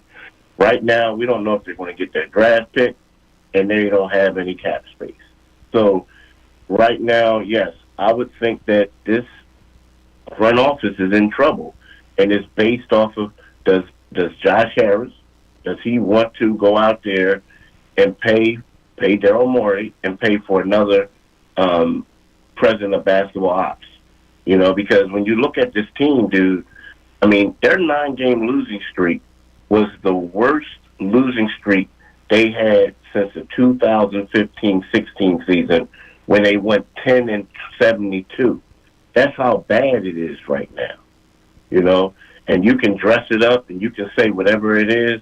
They got the 6th worst record in the NBA. But you can dress it up and make it seem like there's hope. But reality is you're losing like you did in the process. You got three not so-called, but you got 3 guys who were former All-Stars, 3 guys on max salary, and you got the 6th worst record in the NBA. Yeah, I would think he's in trouble. All right, but Keith, on that note, is the head coach in trouble? Because he hasn't been able to do anything with the players that were left around. And I mean, he could be, because now you got to factor in, like, relationships with players and everything like that. I kind of think when we talk about Nick Nurse, everybody knew that Nick Nurse was going to be outside the box coach, right? When he got hired, we all knew, like, he would throw up some lineups and we would say, what is he doing? What is he doing? The difference is it worked in Toronto, and the reason why it worked is because he had better players, right? And you can have a Fred VanVleet, you can have a Kawhi Leonard, you can have all these other guys, and that's the reason why it worked. So now he's doing the same thing with guys who are too old or not quite there or banged up and it's not working and people want him out the door. So to me, typically you say, let's see what he can do with a secure roster, a better roster. Let's see how it works out. But I kind of think that, sometimes you may want to just clean house. And again, this is a guy making $8.5 million a year with a couple of years left. Are you going to pay him and then go out there and pay somebody else the same money? But, typically I feel like, when you have a coach and he comes out, and when Joel Embiid was benched, typically what coaches say, Mike, and you've been in this stuff for a long time, longer than me, typically what does a coach say? Well, we looked at it and he just wasn't moving well. We felt it was better to rest him. Nick Nurse was like straight up. He was like, nah, we were better without him. We were playing better without him. And then he doubled down the next day, and then he did it again. So to me, when a coach starts saying stuff like that, you start wondering how long is that coach going to be here? Yeah. Because at that point, it ain't about protecting the player. It's about being real. And like even down Andy Reid was good for that, right? Guys would mess up. Oh, I made a mistake. Nah, Nick Nurse was straight up. And that's the last time Joel played. Yeah. So, to me, when I hear stuff like that, I'm like, what's really going on? Yeah. What's going on? Let me just take it back to the beginning of this whole thing and the Joel playing in the Olympics thing. Do you have any insight on that they were uncomfortable with Joel playing in the Olympics, or were they as receptive as they put out in public about him playing in the Olympics? Well, I mean, this is what I can share. I mean, there was a couple people I know who were like kind of cool with Joel. A couple people worked there, and when he started the season, when the season started and he wasn't playing, I mean, they told me like, he would have been better off not playing. Just like that. I never got like one of those. We don't want him to play. We don't want this and that. Maybe because they all felt like, Daryl and them, that you can't really say that because of who he is and this and that. So they couldn't discourage him from playing another. Yeah, they couldn't discourage him. But I had people on side conversations say, he might have been better off if he didn't play. Yeah. All right, Keith, listen, you got to cover the rest of the season. I wanted to talk to you about Paul George, but what's the sense? I've seen a guy, he's a shell of what he was, and I don't think he's interested in playing here. I don't know if you get that same impression. Do you get the impression that he really wants to play here? I get the impression that he's frustrated. I get the impression that, this might not be what he thought he was signing up for, right? The thing about Paul George is, Paul George is a guy, and here's the thing. I don't really fault him. I know a lot of people are.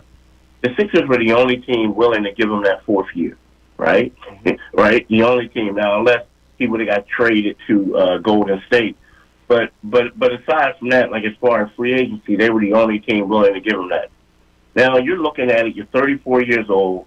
You think that Joel Embiid is going to be back to being Joel Embiid.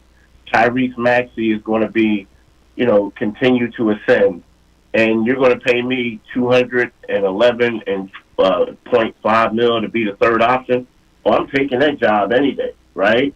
But then when you come here and then you have the two, you got the Joel situation, you have the injuries that he has, and I feel like there's a little bit of frustration. I mean, I do. I do. I feel like, but he had to know what he was signing up for, being friends with Tobias, being friends with James Harden, all these other guys. So I sense that there's some frustration, and I also sense that, he is, you're right, he's not the player he was last year. And my question is he shot, or is it his knee from early in the season? Is that still bothering him, right? So there are a lot of questions and concerns with him, but I do see some frustration because at times he doesn't look happy. Now, I will say this, and I know that a lot of people are critical of him, and they're talking about when he gave up his podcast and everything like that, and he's trying to play for the team. I'll be honest, I was expecting as soon as Joel shut it down, for him to shut it down because that gave him an excuse. So in a way, I commend him you know what? I commend him for like basically saying, "I'm not going to quit on my team." And I know that some people like whatever. But at the same time, I fully expected the moment Joel shut it down that Paul George was going to shut it down 2 days later. All right. Well, he's still playing, so we'll see what happens. They can lose naturally, and it would be fine. I think they have a team that can lose naturally. Keith, you got your work cut out for you there because more stuff is going to come out. You're absolutely right. Thanks for sharing some time. Thanks for having me, Mike. All right, there he is. That's Keith Pompey covering the Sixers. Oh, Yeah, it's exhausting. it really is. Let's take a break. 610-632-0975 back after this. 97.5 The Fanatics Knockout Tournament is back.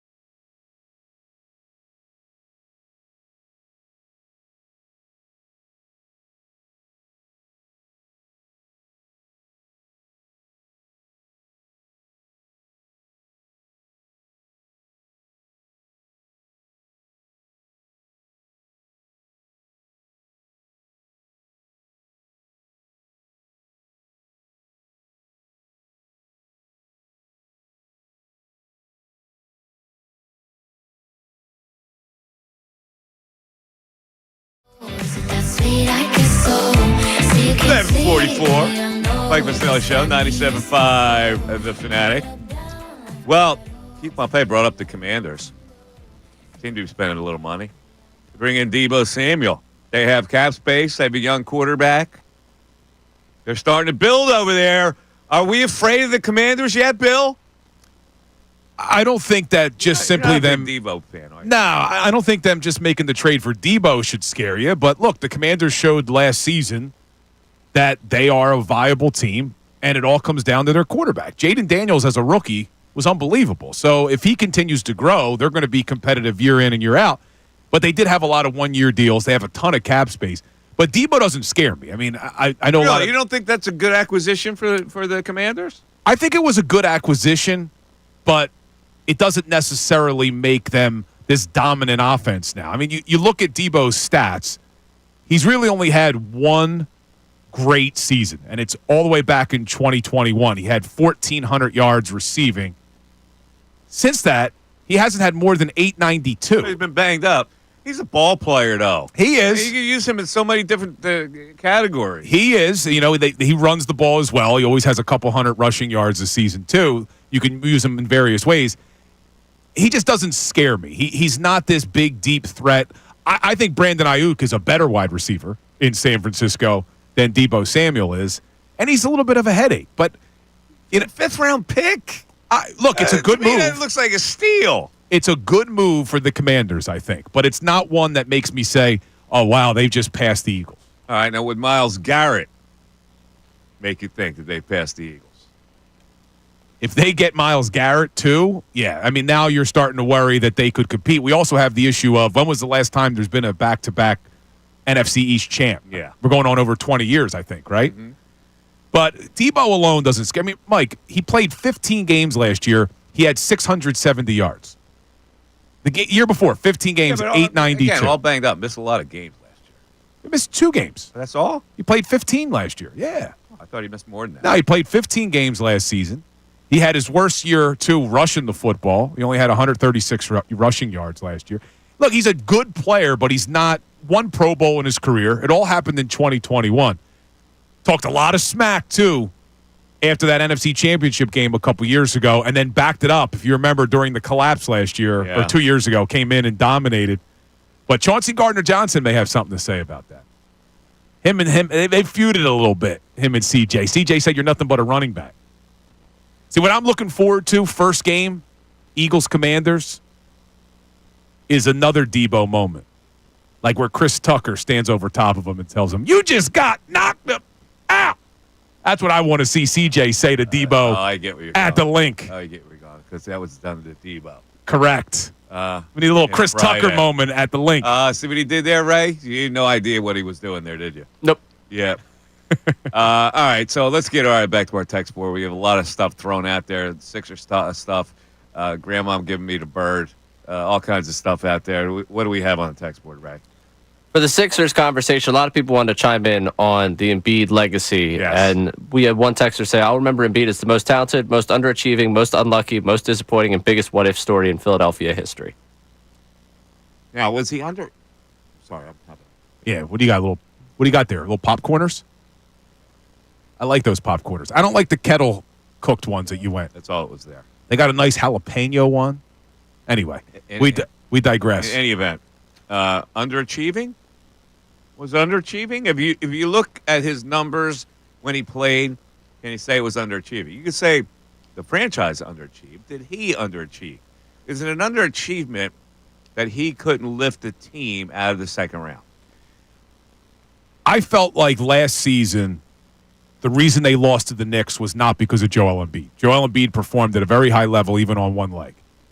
But you could look at other postseason performances where Joel Embiid did underachieve in big moments. Didn't play well against the Celtics in that Game 7.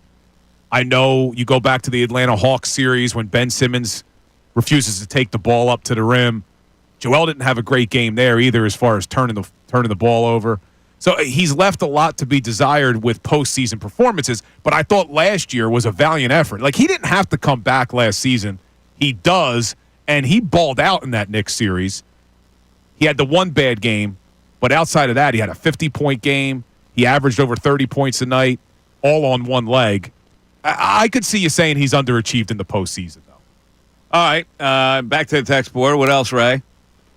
Travis from Philly, I get what Bill is saying. I think Mike is right. Bill kind of wants Embiid to play a Bill Walton role when he was with the Celtics, but too much money is tied up to build that kind of situation. All caps, era is over. You see, the era is over. How is it over, though? Like, I know you may want it to be over. How do you move on from this era of Sixers basketball? When you say the era is over, you're saying that Embiid is no longer the guy that you center everything around to win a championship. He's still going to play, get a contract. So he's going to come back next year. We're going to go through the same thing. I mean, this knee situation is going to linger. He's not going to be 100% healthy ever, and he's not going to be the improved Joel Embiid. So we'll just see where it leads. Unless they can somehow move him. Maybe a team like the Celtics, or not like when the Celtics took Walton, there'd be a team out there that would want to take Embiid, but at a higher price. 610-632-0975. Coming up at noon, the news at noon. Don't go away. Fanatic Sports Update. Embiid season's over. I'm Ray Dunn with this Fanatic Sports Update. 76ers announced Friday that Joel Embiid was deemed medically unable to play. Will be out for the rest of the season. The team and Embiid are working with medical experts to determine a plan going forward. Shams Charania broke down the situation on ESPN over the weekend. This has been a situation the 76ers have been dealing with all season, and they managed the swelling in multiple different ways, including injections monthly just to get him on the court. But here they are in lockstep. This is all about getting Joel Embiid back on the court in the best sustainable way, and they are in lockstep about that.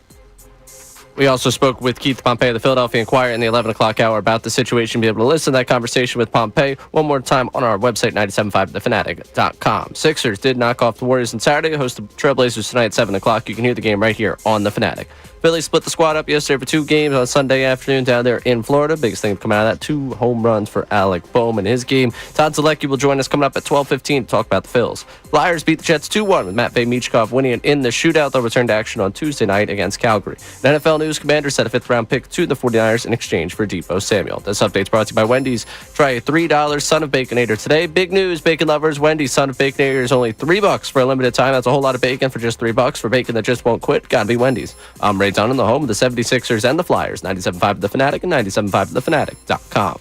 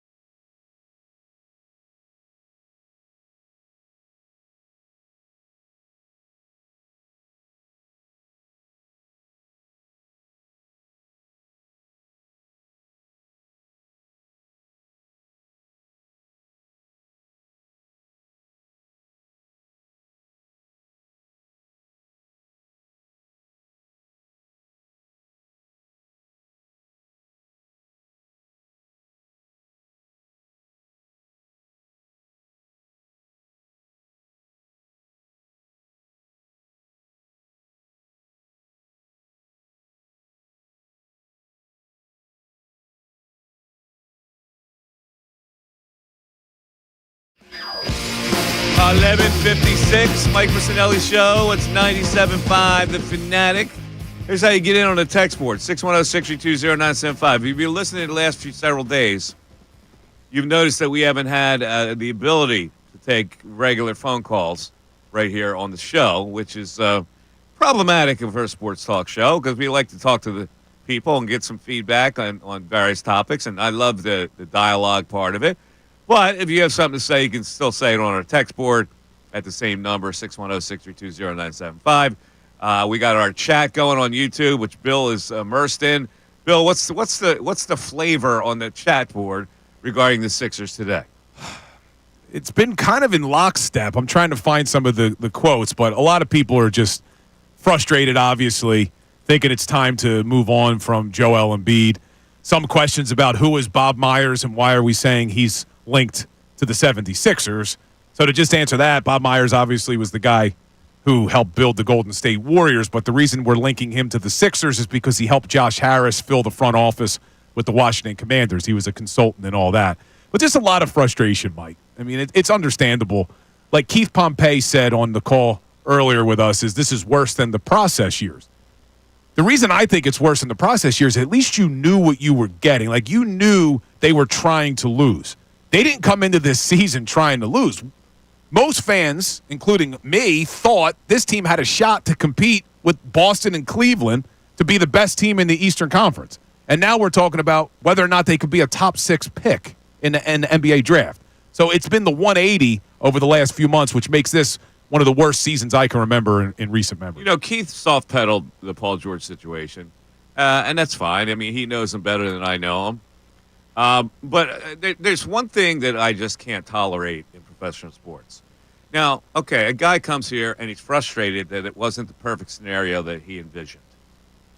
You are still getting paid beyond belief in a 4-year deal that no one else in the league would have given you. Do you not have the responsibility to not go through the motions? Do you have the responsibility to say, you know what, the way it worked out wasn't what I thought was going to work out, but I'm going to still play really hard, and I'm going to earn the money, and I'm going to maybe try to get this team some wins by myself because I'm a premier player. Well, he looks like he's going through the motions to me. And his ability is waned. There's no question about it. But what's worse when I watch him play is that he seems disinterested for many stretches in games. Yeah, we had a YouTuber, Kyle Samuelson, who was not happy that Keith was commending Paul George for showing up and playing, even though Joel is no longer. He's saying, what are we doing here? How are we going to give Paul George a pass? Because he shows up. Yeah, I'm not giving him a pass. I am finished with him. For what he has shown this year, his disinterest in playing. Forget about the lack of ability, because you can still be a premier player like that, and every night you can light it up, or occasionally on nights you can light it up. He hasn't shown the will to want to do that. He scored some games. But he hasn't shown the will of being a premier player.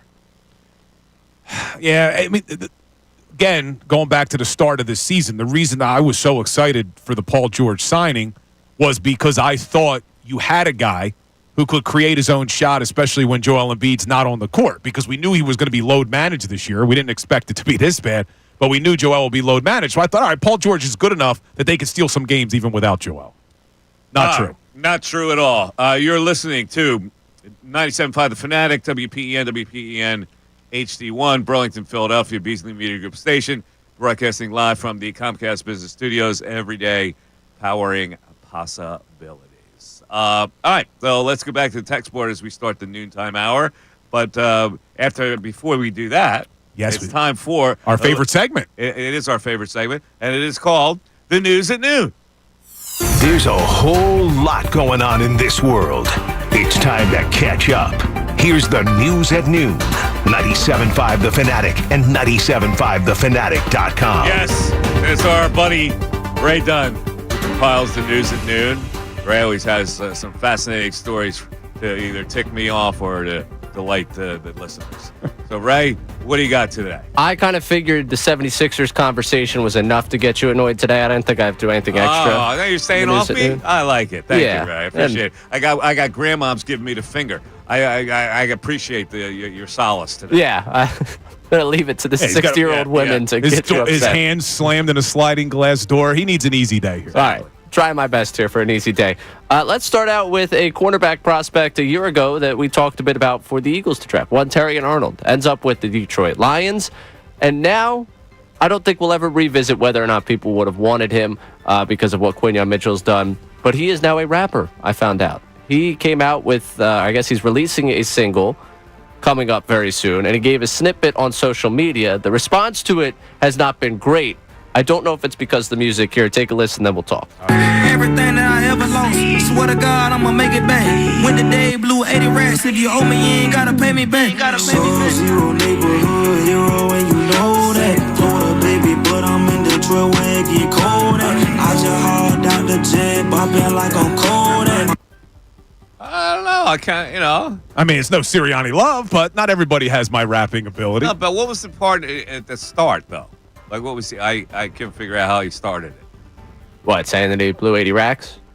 If you've ever given you money, you don't have to pay him back. I don't want to go. Oh, you don't want to analyze it? No, I don't want to ever put out there that you shouldn't pay me back. Hey, okay. I feel like that's a mistake from him, even though he's making NFL money. I would never put out there that you shouldn't pay me back. All right, so this is a Christmas album? No. I'm saying he could have been a good addition to the Christmas album for the Eagles. Okay. All Ray's saying if they would have drafted him. Let me hear a little of it again. Can we really? Let me hear it again. Everything that I ever lost, swear to God, I'ma make it back. When the day blew 80 racks, if you owe me, you ain't gotta pay me back. Zero neighborhood hero, and you know that. Florida, baby, but I'm in Detroit where it get cold at. I just hauled out the jet. You know what? Like I'm cold The neighborhood hero. He could be talking about the grandmom that flipped off Mike for speeding through the neighborhood. That may be the neighborhood hero he's talking about. Just got to kick him while he's down, don't you? Bill's just relentless. Bill has no solace. Oh, man. Bill is on the side of a woman who flipped me to bird twice. Double bird, too, the second time. Right, three birds. 3 birds, you're right. 3 birds. Because of the double bird. 3-bird salute she gave me. All right. Listen, back to Terrion Arnold real quick. A lot of people thought the Eagles should have drafted him because he had the big name school and Quinyon Mitchell didn't. Howie Roseman picked correctly. Yes, with he did. Quinyon. A lot of people upset with Terrion Arnold in Detroit, saying that he should be focusing on his offseason and focusing getting back out. Oh, like podcast DMP. Yes. I hear you. So people really didn't listen to the music. It was a lot of people just responding, get off of social media and go train. All right. But all right, let's take it down to Clearwater, where it is war. And Phillies welcome back John Kruk into the broadcast booth, and he'll take a regular season game and go on his plenty of detours. Can only imagine a spring training game what it'll do.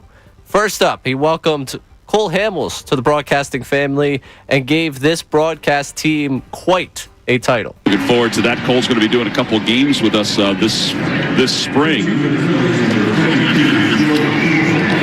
Oh, I forgot to add him into the sexiest broadcast team in all. Good-looking fella. Sports. Oh, boy, he ain't lying there. Sexiest broadcast team in all of baseball. Yeah, that's we're going to get a list of that on Awful Announcing to see who's your top 30. I mean, Cole's a good-looking guy, but I don't know if he can help John and Tom get into that category. Cole cleans that booth up. Right? Well, Kruk wasn't... Schmitty coming in. Well, how's that going to conflict with Schmitty? It's only once a month, I think. Yeah, I think Cole's only like once a month. Oh, he didn't have any more time than that? I think he's doing stuff with the organization. He's going to have one of those special advisors to... Oh, he's a special advisor. Yeah. I'd like to get that kind of a job. I'd love that kind of a job. Special kind of advisor. You live in Dallas. You shoot up here for a weekend. And you advise. And then you go back down to Dallas. Not too bad. Yeah, it's beautiful. Sounds like a great life to me. By the way, I tuned in to Philly. I forgot they were on yesterday. So I tuned in late in the afternoon, and I caught the bad minor leaguers. Oh, yeah. Oh, my God. It was ew from the 7th inning on. Yeah, it's tough. You got to just catch the first couple innings. I had it on in the background the whole game just because I like the sounds. Uh-huh. But, yeah, you're right. It gets rough when they bring in all the minor leaguers. Ray probably watches it because he's a nerd when it comes to baseball. Like I'll that, watch right? all 9 innings. Yeah, it'd be fun. All right, what else? All right, last one for you. We got a dust up, or the follow-up to the dust up. If you remember last week, we dove into the Jordan Schultz and Ian Rappaport business. Yes. We have more dirt on what has potentially gone down between the two of them. I saw this, right? This is wild, Mike, if you haven't seen it. I've seen it. I know it's coming. Barstool Sports, part of my take. BFT commentator apparently was down on the ground at the Combine speaking to people about what went down. He spoke to Ian Rappaport, and apparently Jordan Schultz is accusing Ian Rappaport of Schultz giving out favors for scoops. Take a listen to them try and break down what's happening here. And Rappaport was like, I'm not talking about you behind your back. Apparently, this is what the scuttlebutt was. Okay. Schultz was saying that Ian Rappaport is going behind his back and telling people that Jordan Schultz gives agents Uber stock in exchange for scoops. Uber stock? I don't know how this got involved. Like a lot of stock or like Uber amount of Starbucks stock? No, like Uber stock is what... The car. Somehow Schultz thought that Rappaport was telling people that he was giving people Uber stock. Okay. I talked to Rappaport. Ian Rappaport has never told anybody that they get Uber stock, but now it's... According to Ian Rappaport. But per sources. Well, that also... Then now it has me thinking, like... Yeah, if you're Jordan Schultz and you're accusing someone of that, it feels like it could be true. Well, first of all, the Schultz's own Uber? No. Well, where would he be getting Uber stock? In a box? Like, where's he giving away Uber stock? Well, I would assume that with his father being who he was, that maybe they were early. They own some Uber stock? Yeah, like maybe they bought a lot of Uber stock. Does it have to come out in this whole story? There's got to be some connection to him and Uber stock? Yeah, it's just interesting that that's what's being floated. But like, you're not giving out candy bars here. You're giving out stock. What, he buy stock to give it away? I don't know, but Big Cat, who comes in at the end saying maybe it's true, like that is something weird to do. Like, oh, they're accusing me of giving away Uber stock, and people are like, no, we're not. Who the F is Big Cat? That's the host of this show. What's his real name? I only know him as Big Cat. Dan Katz. I only know him as Big Cat. I'm glad you do. It's interesting, yeah, like you said. He's a big Chicago fan. My whole I'm not giving away Uber stocks t-shirt is raising questions about whether or not I'm giving out Uber stocks. Like, it doesn't make any sense to be accusing people of saying that when I don't think anyone would be, like, that would be floated on social media before. Yeah, like you've never heard that from anyone. No. Someone would have caught him at this point doing that, you would think. Yeah, like, does he have he's probably guilty. That's what they're saying. It kind of feels like it. It feels like maybe that is what's going on.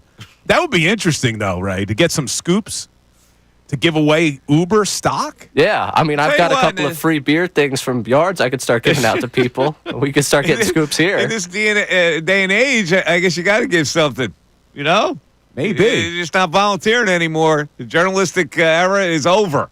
Now you got to, you slide some under the table to get scoops. This story is getting wild, though. Because I watched that whole clip, I know it was a little bit longer, of them talking about how Jordan Schultz was really the aggressor. But I love how it ended, that after Jordan Schultz left, Ian Rappaport notified NFL security. Yeah. Yeah. NFL, please. I'm still trying to get the great Philadelphia media matchup here for football writers.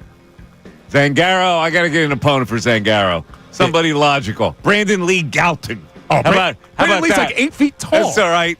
That little bugger Zangaro, I think, could be a mean little bugger. I'm telling you, not just because he's ours. Andrew DeCecco would come out on top. I know the Andrew DeCecco is a mismatch. I got to get Zangaro. Wait, but Brandon Lee Galton's not. He's 7 feet tall. Yeah, I know, but he's, I don't know how, he doesn't look that tough. Mike Missanelli Show continues. Andrew Salciunas. If Zach Ball.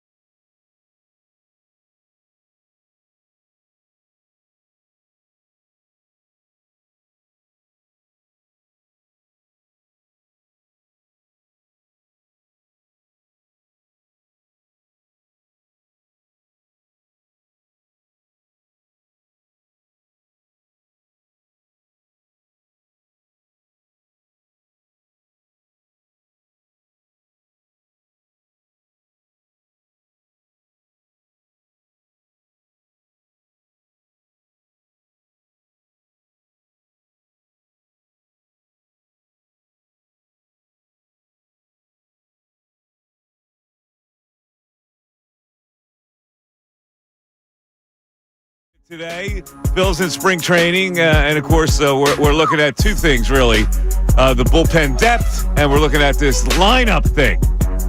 And who could be the extra man, whether they need a right-handed bat to play the outfield. So for all those answers, let's go to the man who covers your Philadelphia Phillies down in spring training. He is, of course, on MLB.com.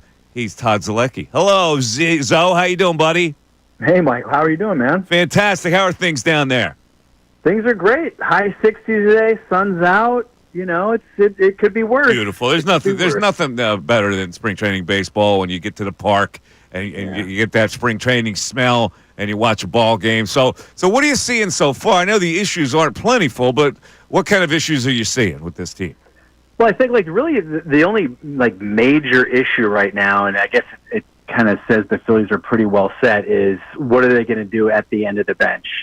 You know, Weston Wilson was probably going to make the team as the last guy on the bench, the right-handed hitting, because he's a right-handed hitter to play corner outfield, to give Max Kepler a break against a tough lefty, but Wes is going to start the season on the injury list with the oblique, so there's a little bench situation going on. Not only with the backup catcher between Rafael Marchand and Garrett Stubbs, but now that Weston Wilson is out, you've got Edmundo Sosa dipping his toe into the center field, left field waters. To me, that says they're serious, A, about him playing in the outfield, and B, that they're at least thinking about possibly starting Johan Rojas in AAA to start the season, because if Sosa can play competent center field, that might open up a spot on the bench for somebody like Cody Clemens, or it gives them a little bit more flexibility. So that's really the big issue right now. But man, Mike, the first few games, I've seen some pretty good pitching, and perhaps the biggest surprise of all, it's Taijuan Walker actually threw the ball well yesterday, which is interesting only in that, where does that leave him at the end of the season? Does he make the team as the last man in the bullpen? Does he pitch so well that teams start calling about Taijuan Walker and maybe take him off their hands and take on some of his salary as a result? So that'll be something interesting to watch over the next few weeks. It really is interesting that they could actually salvage his career, because they really, when you look at it, they don't have a long man. Somebody could come in maybe the fourth inning if they need, or the fifth, right? Yeah. So he would be that guy, and I still think he's probably going to be that guy, but I think a lot of people, and understandably so, I mean, he was not good last year. We talked to him yesterday after he pitched in Dunedin and said, it was just a really, really bad year, and it was. I think he was 3-7, 7.1 ERA. He lost his job in the rotation, didn't make the postseason roster. Again, understandably so, and there's a lot of skepticism about him in the offseason, because the Phillies oh no, he's working out really hard in Arizona. He's doing he's throwing these weighted balls around, trying to get his velo back up. And you're like, all right, let's see what happens actually when the first game comes out. And his fastball yesterday, I think it averaged 92.9, and in his first outing last spring, it was 89. So he threw his top pitch yesterday was 93.9. He hit that once all of last season. So the splitter looked good. And so, again, now it becomes all right, this is interesting now. Yeah. Now I'm really interested in seeing what he can do the rest of the spring. Yeah. Because, hey, you know what? Injuries happen all the time. One of the starters goes down. Now he maybe starts the season in rotation. Who knows? Yeah, I think the best case scenario could be he pitches well enough to get some team interested in, and they trade for him with the Phillies paying the salary, because I see him as he's like a cheap end battery. When you buy it, it's at 100%, but a couple weeks later it starts to wane. The non-Duracell batteries that they stick in your remote control when you first get it. Yeah, exactly. That's what that is. I know exactly what you're talking about. But yes, but you're right, because there are a lot of teams that could use some starting pitching. So it's something worth monitoring. I'm not saying, oh my gosh, Taijuan Walker is back or anything, but just the fact that he pitched well yesterday is noteworthy. Yeah. All right. So the Rojas plan, I kind of like it. I really think that he could serve himself a little well in AAA if they can pull that off. But this Kepler thing is interesting to me, Todd, because they're counting on him to be a full-time player. Are you seeing that in him right now? You tell you what, he's really the results haven't been there, but he's really barreled up some balls hard. the first few games that he's played. He's worked on his swing. With Kevin Long in the offseason, he went down to Arizona. He made some mechanical adjustments to his swing. He thinks it's going to allow him to pull the ball more and also just let the ball get a little bit deeper so he can hit, barrel up some balls a little bit more. But you're right. I think that was the big surprise for me this offseason. When they agreed to a one-year deal in December, I caught word of it, and I immediately said, what I heard was, I think the Phillies agreed on a one-year deal with an outfielder. So I immediately went to, okay, a one-year deal. So it's not Teoscar Hernandez. It's not, some of the multi-year guys that you were expecting. So I immediately went down the list, and I started looking at only right-handed hitting corner outfielders because you're like, they need a right-handed hitting corner outfielder. But he's a left-handed hitting corner outfielder. And so it is interesting. They're kind of, I don't want to say a huge gamble, but there is some risk there, I guess, in that, two things. One is that he's been okay at times hitting lefties, but not great all the time. I mean, they kind of platooned him a little bit last year in Minnesota. So that's number one is, A, can he actually hit left-handed pitching as an everyday player? Of course, he says he can. The Phillies say they believe he can. But B is, can he actually be an everyday player? Because he gets hurt. He's been hurt a lot over his career. I think he's only had more than 490 plate appearances in a season since 2019. So he spends a lot of time on the injured list. So he's going to need to, A, hit left-handed pitching, B, stay healthy, and if he ends up struggling against left-handed pitching, man, now kind of what do you do there? You hope that maybe Weston Wilson can come back, or you start maybe looking around the league and seeing if you can pick up somebody as a fourth or fifth outfielder that can provide you a little bit more balance. Yeah, that's a big leap of faith. All right, let's look to the bullpen. Where I think maybe even three open spots here. If you look at the top four being Romano, Alvarado, Strahm, Kerkering, fill in the blanks for me to get to 8.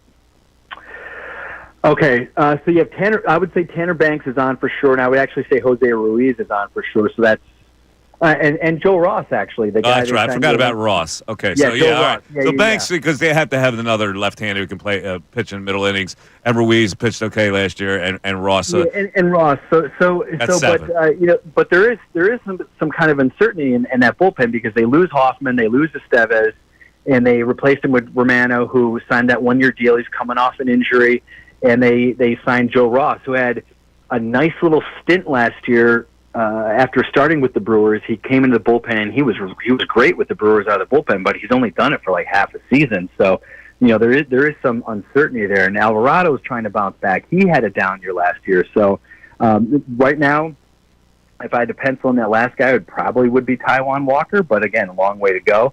But saw some good things.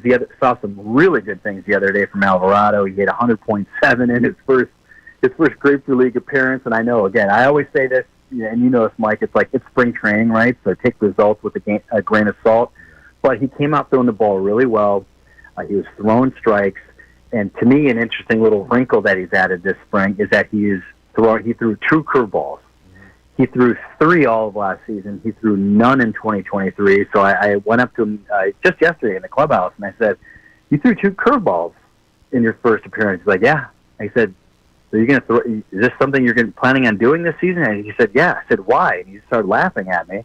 And I said, "No, I'm serious. Why are you going to throw the curveball?" He kind of put his finger up to his temple, and he goes, "Because I want the hitters to think. I want them to think, Alvy just doesn't have a cutter and sinker anymore. Now he's got a curveball. And if he can throw that pitch for strikes, 88-mile-an-hour curveball, that could be a little bit of a weapon. But he does seem really motivated to bounce back. I don't think he was happy with how he pitched last year.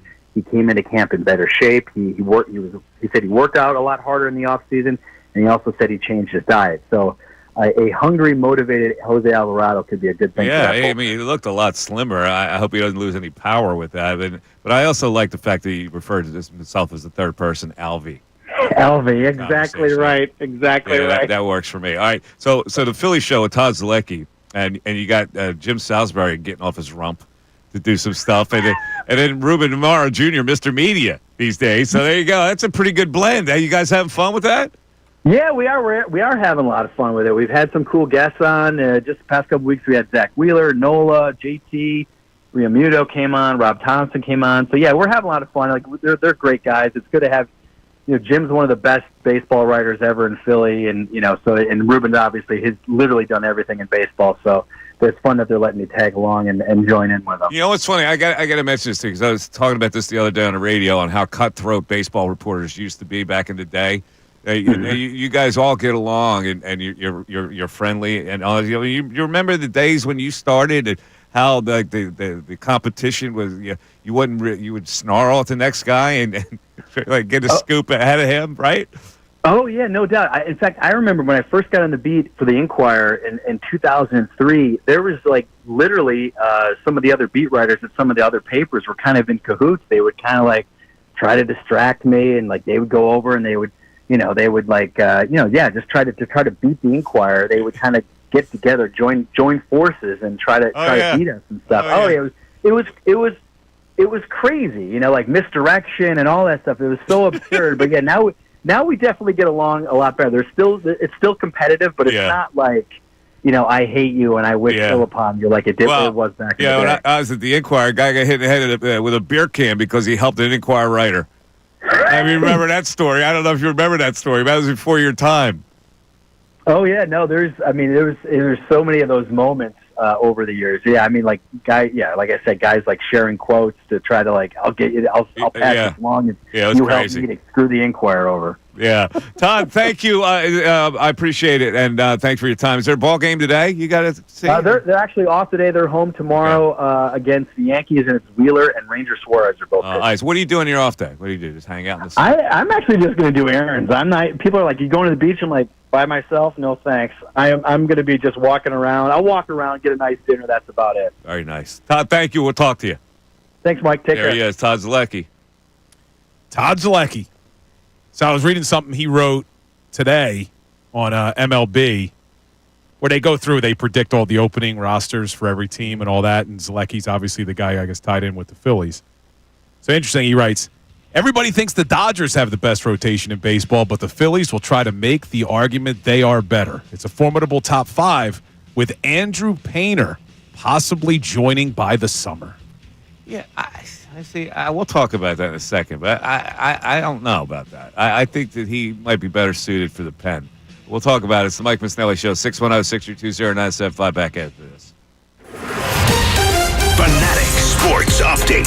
Embiid season is over. I'm already done with this Fanatic Sports Update. The 76ers announced Friday that Joel Embiid was deemed medically unable to play and be out for the rest of the season. The team and Embiid are working with medical experts to determine the plan going forward. Shams Charania broke down the situation on ESPN over the weekend. This has been a situation the 76ers have been dealing with all season, and they've managed the swelling in multiple different ways, including injections monthly, just to get him on the court. But here they are in lockstep. This is all about getting Joel Embiid back on the court in the best sustainable way, and they are in lockstep about that.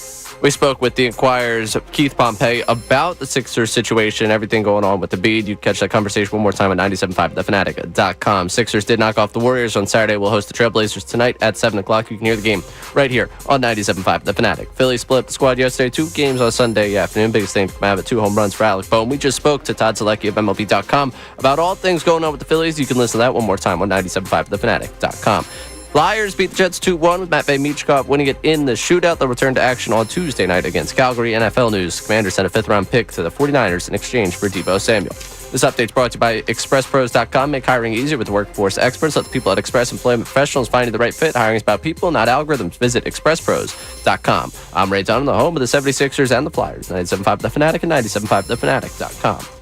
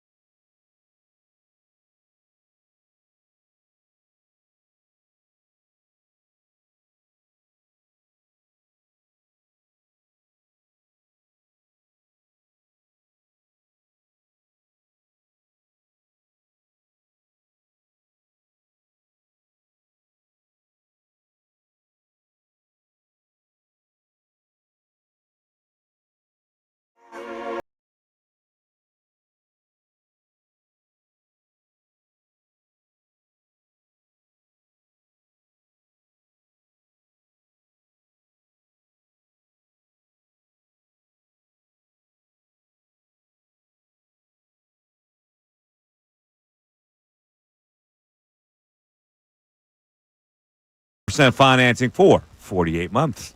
Rebate, tax credits up to $4,300 when you purchase a heating and cooling system, a complete heating and cooling system. Learn more at ServiceFirstHVAC.com. News of the day. Eagle news just broke.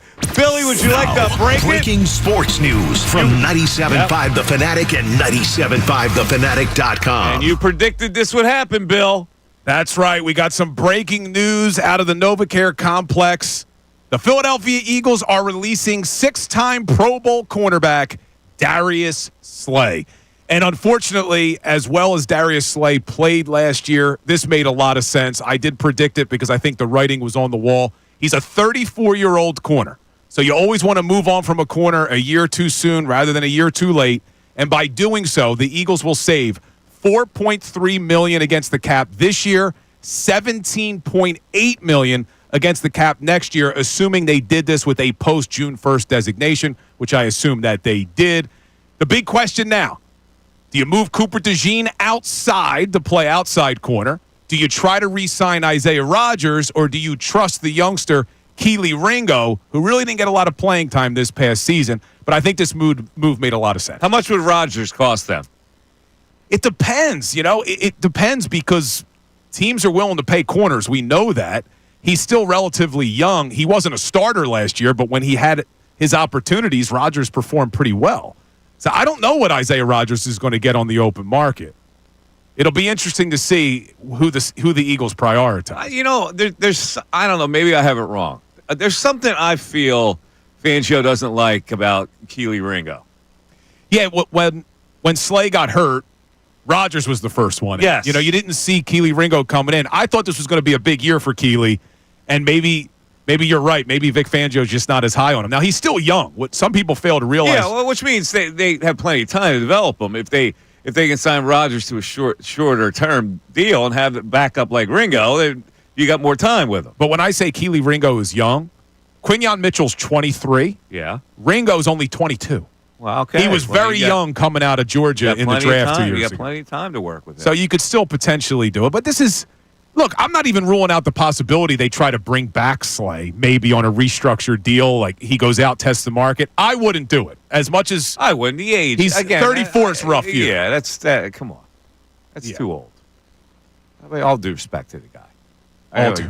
All due respect. That's too old. You don't see corners like, there's no reason. All due respect. To bring him back, I don't think. Look, he played at a very high level this past season, more than I thought he would. But, yeah, trusting a 34-year-old corner, it's risky. You saw how quickly James Bradbury fell off a cliff. Yes. All right, so one thing we didn't get a chance to talk to Todd Zalecki about is the lineup. That has been a topic of conversation with the Phillies. I've had my lineup set for weeks now, and there is some indications they may go this way if the superstar would agree to come off the 3-hole and hit second. So my lineup has always been, I think this is the best maximum lineup, Turner, Harper, Bohm, Schwarber. Castellanos, Stott, JT, Kepler, Marshy. Look at us. Now, both of those left-handers at the bottom does not make me feel that good because you're counting on both of them this year to be full-time starters. The Phillies have said that Marsh is going to be a full-time starter, and so is Kepler. Look at us being eye-to-eye on baseball here because that's the exact lineup I want to see, too. But the thing is even if they rely on Kepler and Marsh, there are going to be times where you're going to have a right-handed bat in there for one of those guys. I know they're going to play a majority of the days, but we know Sosa's getting tested out in center. Weston Wilson will probably be back in, 6 weeks. You got him as a right-handed bat, potentially in left for Kepler on times. But look, I'm more focused on those top four. Turner, Harper, Bohm, Schwarber. But is Bryce Harper going to be willing to bat second? Because to me, that is the ideal lineup. I just don't think he wants to leave the 3 spot. Yeah, I have a bigger concern about non-right-handed hitters playing the outfield. Now, you heard Todd Zalecki say Rojas, the first time I've ever heard anybody who covers the team suggest that Rojas to AAA. I don't think any fan is even thinking that. So that means that Sosa will be a right-handed outfield replacement. But they've also got to play him in the infield as replacement. So he can't be a straight platoon in center field, which means Marsh is going to be your starter along with Kepler. 2 left-handed hitters, both of whom really have not shown that they can hit lefties on a consistent basis so far. Yeah, it's a big problem. I mean, this is why I was so surprised when they signed Max Kepler, that you're going to go with another left-handed bat in the outfield. But we're talking about the 8 and 9 hole hitters. So at least you would have the righty-lefty throughout the lineup until 8-9. And I kind of want to see Brandon Marsh get more opportunities. I know history, if you look at his splits, are not great against left-handers, but he hasn't had a lot of opportunities either. Maybe giving him every single day, maybe he performs a little bit better. And it looks as if, I know in the postseason last year, they wouldn't let Stott hit against lefties. It looks like that is out the window now, right? Stott will be an everyday second baseman, at least to start. Yeah, they'll have to do that. They really can't platoon there, can they? No, but in the postseason, Stott has one of his best games, and then they sit him down the next night. They lost a little confidence in Stott, and I think he's a better hitter than he showed last year. Let's take a break. We'll come back. 610-632-0975.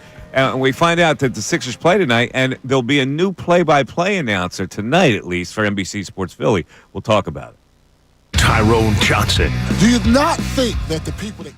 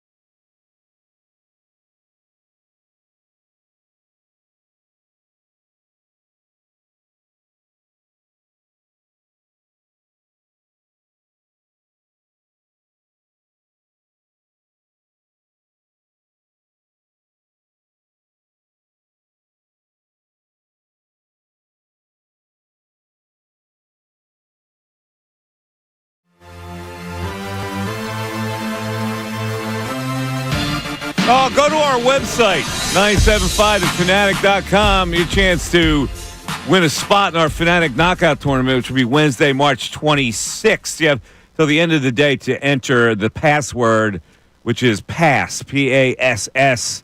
Each winner will get a pair of tickets for that game that night versus the Wizard. And after the game, you'll head to the Sixers court to play Knockout. That'll be fun. Bill's looking forward to playing Knockout. Did you play last year? I did. Last year was my first year. How'd you make out? I did really well, but I got accused of cheating. Load of crap. You cheated? Yeah, I made it to like the final four of the Fanatic hosts. Well, how'd you cheat? So I didn't cheat, but what was alleged, okay? How he cheated. Alleged, my wife was behind me in the shootout line. So my wife's an athlete. If you missed, Yeah. she would miss until you made your layup. So my wife is an athlete, good basketball player. So what was alleged was that when I would miss, she would miss intentionally to keep me alive. And whenever I made it, she just happened to swish it. So that was alleged. Not true. She's very competitive. She was the one who knocked me out eventually. Yeah. Look, she let you survive Look, for long Vito's enough coming over here. where you can make an impression on your new coworkers. And then you're doubted in this office.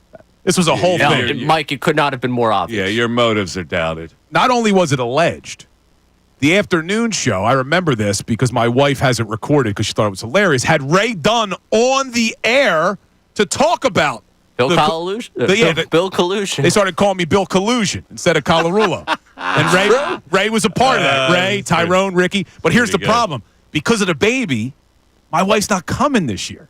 So I'm going to have to do this on my own account. So there's going to be no more collusion being alleged when I win the damn thing. I can't wait. We're going to get Connor Thomas's brother. We're going to stick him right behind you, and you're going to be out round one. He won it last year. That's not fair. You know, the ball's on you to doubt my integrity with the grandmom story when you have a cheating scandal that hovers around you. Cheating scandal.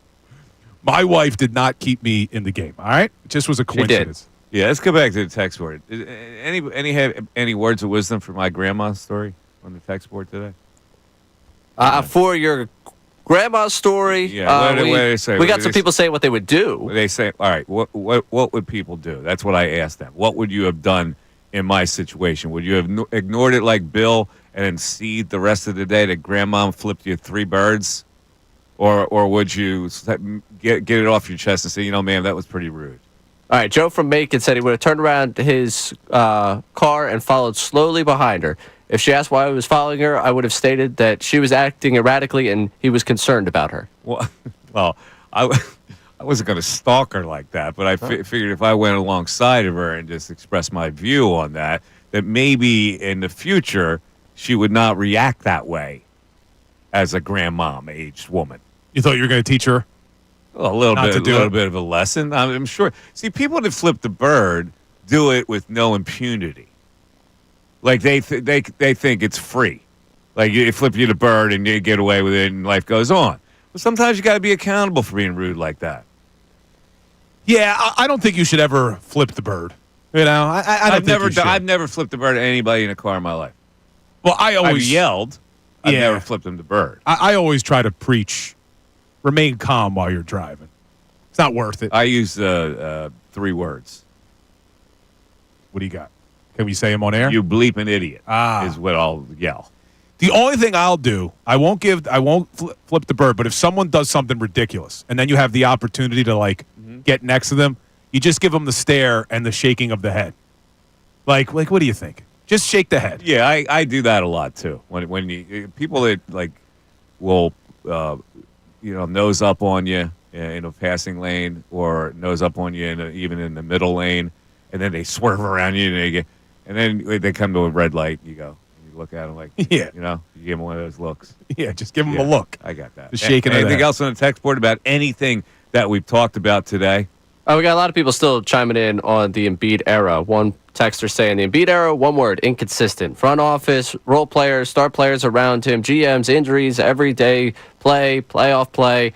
Everything around this team has been inconsistent. I can't tell you one point in this era where I thought they played consistently good, made consistently good signings, or made consistently good trades, draft picks. Just straight up 0 or 100, all gas and no breaks, and all breaks or no gas, nothing in between. Yeah, this season has been an unmitigated disaster, one of the worst seasons in recent memory, even though we've had some terrible seasons here in the process years and such. And also, and the most tragic thing for me is that we have seen the best of Joel Embiid. and I don't think it ever gets any better than what it was. That is a sad reality if it's in fact true. I'm still holding out some hope, Mike. Just some hope. What else do we have? Because you're not moving on from Joel as much as people want the Sixers to. So you have to just hope that maybe this offseason they're able to figure out something. Look, with modern advances in medicine, you can't fix this guy's knee? Come on.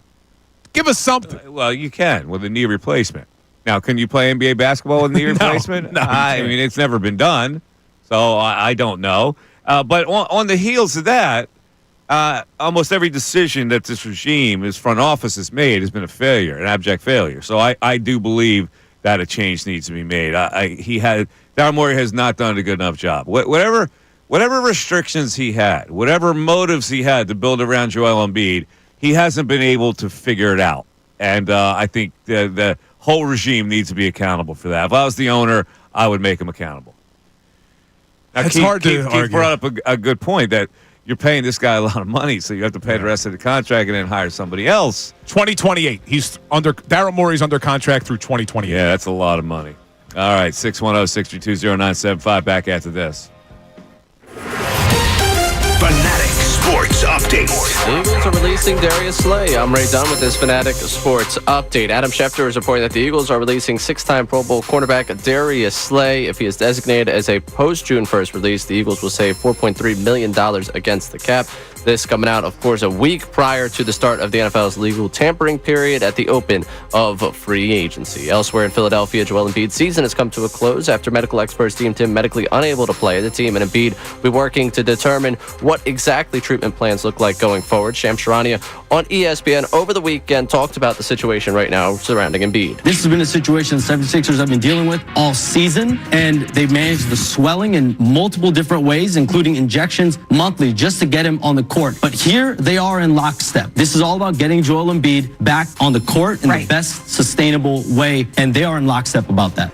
We spoke to Keith Pompey of the Philadelphia Inquirer about the situation. You catch that conversation one more time on our website, 975thefanatic.com. Sixers beat the Warriors over the weekend, hosting the Trailblazers tonight at 7 o'clock. You can hear the game right here on 97.5 The Fanatic. Also, Phillies in spring training action. We spoke to Todd Zalecki of MLB.com earlier on the show, and you catch that conversation on our website, 975thefanatic.com. This update is brought to you by Electrical Workers Local 269, the Electrical Training Alliance, International Brotherhood of Electrical Workers Local 269 will be accepting applications starting January 1st until March 31st at IBEW269.com. I'm Ray Dunn, the home of the 76ers and the Flyers, 97.5 The Fanatic and 97.5thefanatic.com.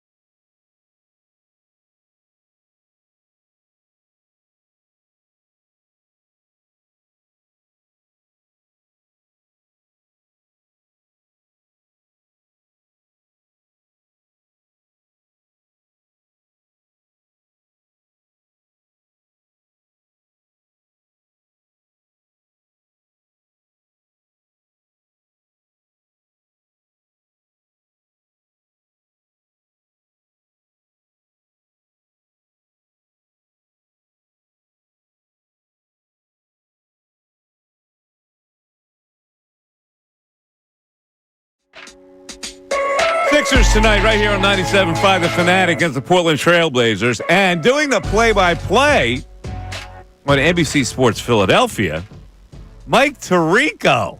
Yeah, how about that? Tirico, who's going to be the voice of NBC's coverage next year, along with Reggie Miller as his broadcast partner, said he wanted to get some games in to refamiliarize himself with the league and such. And so he's replacing Kate Scott tonight. He'll be working with Ala Abdelnaby. Kate will be on the pregame show. And so there you go. Big name coming in for Portland tonight. Yeah, it's pretty cool. And Kate gets the night off after the pregame show. She can just enjoy the game instead of trying to sugarcoat. Really enjoy the game. They would give her the complete night off. Yeah, they should have. I guess they could have just let Tirico do the pregame show, too. Well, they have enough on the pregame show. Don't they need Kate in there? Give Kate the night off. Let her, relax. Go to dinner or something. Yeah, I didn't even realize. I guess they go to Kate every once in a while, right? Because Amy hosts the pregame show. Yes. And Mark Jackson. Yeah, Amy, Mark. and And Jim Lynam. Yeah, I don't know if Lynam's always on. 76ers. Defense. Do we have that? 76ers. Do we have the drop of Jim with a heavy dose of D? You You ever heard that drop? No. Have you ever heard that What drop? is this? We have a gym drop with D? No, talking about defense. The Sixers, 76ers? Yeah. What? I don't know if we still have it. Oh, I but thought you it's a meant funny D, as in D-Lock. No, defense. Called a big dose of D. There it is, a big dose of D. A big dose of D. That's almost as bad as you explaining how to shotgun a beer. We still haven't ran that, right? Nope. I'm waiting for the right time. He's got to be unexpected. It's too vulgar. Nope, not too vulgar. You sophomore minds. Wait, you went. Turned it into vulgarity. You went with the Trailblazers tonight. What did you get? I actually bet the Trailblazers. What did you? Is it a violation anymore to bet against the Sixers? Not anymore. Not anymore. It's just the problem is they're going to break your heart. They're so unpredictable. Like who would have predicted they beat Golden State? They're coming off a win. Second of all, Portland has been playing a lot better. They're like won 5 of their last 10. So that's they're not going to make the playoffs, but they've been playing a lot better. They have young energy on that team. So the 3-point line tells me a little something that the odds makers are afraid that Portland can actually win this game, which I think they will actually upset the Sixers tonight. I think you may have single-handedly moved the line with all that money. What is you it put now? on it. Now, it's still a 3-point game. All right. But the money line changed a little bit. The Sixers are now minus 152 on FanDuel. Went more into the negative. I think all that money you put on Portland. All right, well, but did you watch the Combine at all this weekend? Honestly, this is really weird about you, that you would seem like a combinesman. As much as I love football, I tuned in for maybe 5 minutes. I saw some of the offensive lines doing the shuttle drill, and that was it. To me, it's just, it's the underwear Olympics. Like, I've really no interest. I know some people do. I don't really have that much of an interest in the Combine. Well, I do. I'd love to watch them run the dash. The 40-yard dash is always cool. Well, who was it? Who was the guy, the receiver who came out and said he was going to break Xavier Worthy's record? Yeah, Isaiah Bond. He didn't even come close. Yeah, he did not. You can't do all that trash talk and then not even break a 4.3. He said he was going to break 4.2. He was going to run 4.19 is what he predicted. All right, now this Eagles picked 32nd, right? So beggars can't be choosers here. And there's a lot of speculation as to who they would target in the draft. And I'm looking at a couple of guys that the names keep coming up. And the one is the edge rusher from Boston College, who looks like a Nolan Smith prototype. About 248 pounds. Who's that? The what's his name? Eker Ezeraku. Yeah, he's a local kid. He is? He's from Williamstown, New Jersey. Oh, is he really? Yeah, I think he played at Timber Creek, if I'm not mistaken. Let me see. No, that's not the guy who played at Timber Creek. The guy who played at Timber Creek is the guy. No, this kid went to Williamstown High School. Oh, he did. Okay. Yeah, he went to Williamstown High School. That's right. There's another one that went to Timber Creek. Yeah, the Timber Creek is the kid from who's he play for? He spent his last year at in that Florida high school. Yeah, he went from Timber Creek down there. I know who it is. I picture him, and I can't remember his name. Yeah. Ray, come on. This is where you're supposed to jump in. Yeah. Yeah, that's why I'm trying to type away and do research here. But anyway, James Pierce Jr. is the other guy, edge rusher from Tennessee, that has come up as well. And then the offensive lineman, kid from Alabama named Tyler Booker. So those three guys are a possibility. I would think they're going to go offensive line. You would think with Lane Johnson, how many more years does he have left, that it could make sense to get an offensive lineman. But you always go best player available. Always. So if you don't think that there's a lineman at 32 that's better than where you have an edge rusher on your board, I think we can agree. Probably offensive or defensive line. I don't know if it's definitely offensive line, but I think it'll be along either of the lines. You're listening to WPN HD1, Burlington, Philadelphia, a Beasley Media Group station, broadcasting live from the Comcast Business Studios, powering possibilities. That kid you're talking about is the linebacker from Alabama, right? I think so. The linebacker from Alabama, isn't he? That played at Timber Creek. Played at Timber Creek. So, fun fact as we're looking that up. Fun fact. Fun fact. If I didn't go to Bishop Eustis, my high school would have been Timber Creek. Really? It got built while I was in high school. So originally I would have gone to Highland, and then my junior year I would have went into Timber Creek. Yeah, but see, they couldn't waste that big brain on a pub school. They had to they had to go Catholic school, but high price tuition Catholic school because you were such a brilliant student. they couldn't like not take advantage of that brain. The real reason was, I think I told you this story before. Back then, Bishop Eustis was one of the only schools in South Jersey that had a sanctioned ice hockey team with the NJSIAA. No other school in South Jersey. So all of our games were played in North Jersey. St. Augustine didn't get a team until my junior year. So part of the reason I went to Eustis was I was an ice hockey player. You couldn't play ice hockey anywhere else. See? That's it. Not the big brain. Even though that's a better story, I guess, the big brain. Well, you talking about, I think Jihad Campbell is who you're talking about. Yeah, Jihad Campbell. Yeah. Is the Timber Creek linebacker from Alabama. Correct. There was an interesting story here that I saw actually last week. Ray put it on the sheet today. Teams against the spread. I love these gambling trend stories. Did you see this story? I did. The best team against the spread last year, the Los Angeles Chargers, were 13-4 against the spread. Now, this is just kind of happenstance. I don't know why it would happen this way. Denver Broncos were 12-5 against the spread. The Lions were 12-5 against. Well, they were a good bet last year, and so were the Vikings. What were the Vikings? They were 12-5. They were tied with the Lions. Well, now the Lions doesn't make sense to me because a lot of people were predicting that they would be good. The other ones, because the Vikings overperformed, well, the Chargers you still had overperformed. to give the line with the Lions, and they still covered. That's what I'm saying. The Lions is the one that against the spread though, because they were favored in a lot of games. Yeah. Whereas I don't think the Chargers, the Broncos, and the Vikings were necessarily thought of to be good teams. So you could see where they maybe took advantage of Vegas a little bit because they were getting points. They weren't big-time favorites, and they actually turned out to have good seasons, all three of them. But the Lions had to overcome the points that the opposition was given. So maybe even more of a surprise. Right. All right, so against the worst against the spread, let's see if you can guess 4 of the 6 teams that I have listed here. Worst against the spread. So I'm going to just guess the Kansas City Chiefs. Incorrect. See, I would have thought the Chiefs because of how many games they won close. Nope. So I would have thought they didn't cover. Not the Chiefs. The Dallas Cowboys. Wait a minute. I don't have the data on. Right, do you have the data on against the spread? Because I just have their records here. That's what I was looking at. Yeah, the record against the spread this season? Yeah. Yeah, I'm looking at the same thing I think you're looking at. Yeah, well, So I don't have Cowboys. so I can't give you the information. It's not included. They just have their records. So didn't you once learn never ask a question you don't know the answer to? Yeah, you're right. I screwed that up. It looked like it was against the spread, but it really wasn't. It was just their record. They didn't include in this story their record against the spread. No, this is. You got it? The worst teams against the spread of the 2024 season. Yeah, I don't have that on my sheet. Oh, all right. Well, I got it in front of me. What do you got? All right, what do you got? So yeah, you keep guessing, Bill. I'll give you this for the Cowboys. Yeah, Ray's got the info. What are you guessing? So the Cowboys and the Chiefs were not the correct answer. No.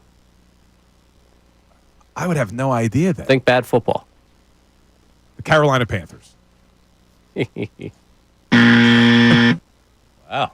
The Cleveland Browns. There we go. They were second. They were 4-13 against the spread. Who was first? That would be the Tennessee Titans, 2-15 against the spread. No. See, that's not against the spread, right? That's just a record. Let's say it's right under a graphic that says worst ATS teams of 2024. Because are the Cleveland Browns 4-13 underneath? Yeah, that's their record. This says worst ATS teams of See, 2024. look. See, there's no ATS there. You see the records? ATS is right over top of the record. No, it says team, and then ATS is the second column, and there's nothing listed in that second column. On my computer screen, I'm telling you, it's right there. All right, I pulled it up. It is against the spread because the Seattle Seahawks, it says they're 6-11, and they were not a 6-11 team this year, right? And I have don't believe they were because they were close to the postseason. Yeah, and I have ATS. My copy is spaced different. Your copy does not have ATS. 7. All right, so I got the list in front of me. All right, so it's the Titans, the Browns, the Giants, the 49ers, the Jets, Seahawks. Correct. Those were they were the worst against the spread. Okay. So now the hit makers who set the vibe for the season. Most bet players of the 2024 season. Total touchdowns. Unfortunately, I pulled the article up, so I have these answers. Oh, okay. I can't guess. All right, well, I can't guess anymore. Just give it to the people then. So the most bet players of the 2024 season for total touchdowns. Yes. Derrick Henry, number That's 1. Correct. Saquon Barkley, number 2. Lamar Jackson, Josh Allen, Jahmyr Gibbs, and Jamar Chase. I'm surprised Jalen Hurts wasn't in there with the amount of tush-push touchdowns he gets. Does that surprise you a little bit? No.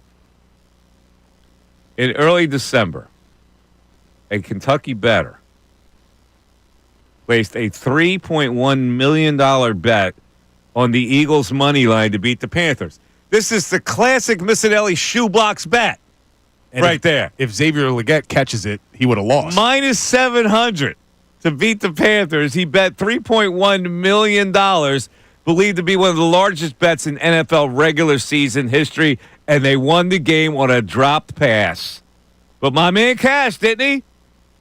Now, did you see this one? This one's even better. A 50-cent bet with 16 million odds, plus 16 million, a season-long parlay. Saquon had to have 13 touchdowns. James Cook had to have 13 touchdowns. Jahmyr Gibbs had to have 13 touchdowns, and Bijan Robinson had to have 13. A 50-cent bet hit all of those and won $80,000. How do you bet 50 cents? And won $80,000. Can you round it to $1 at least? He would have won $160,000. The last 2 quarters? If he would have bet $5, he would have won. Jesus, what a cheapskate! Maybe $1 million. 50 cents. Mike Missanelli Show continues Monday, March 3rd. Over the weekend.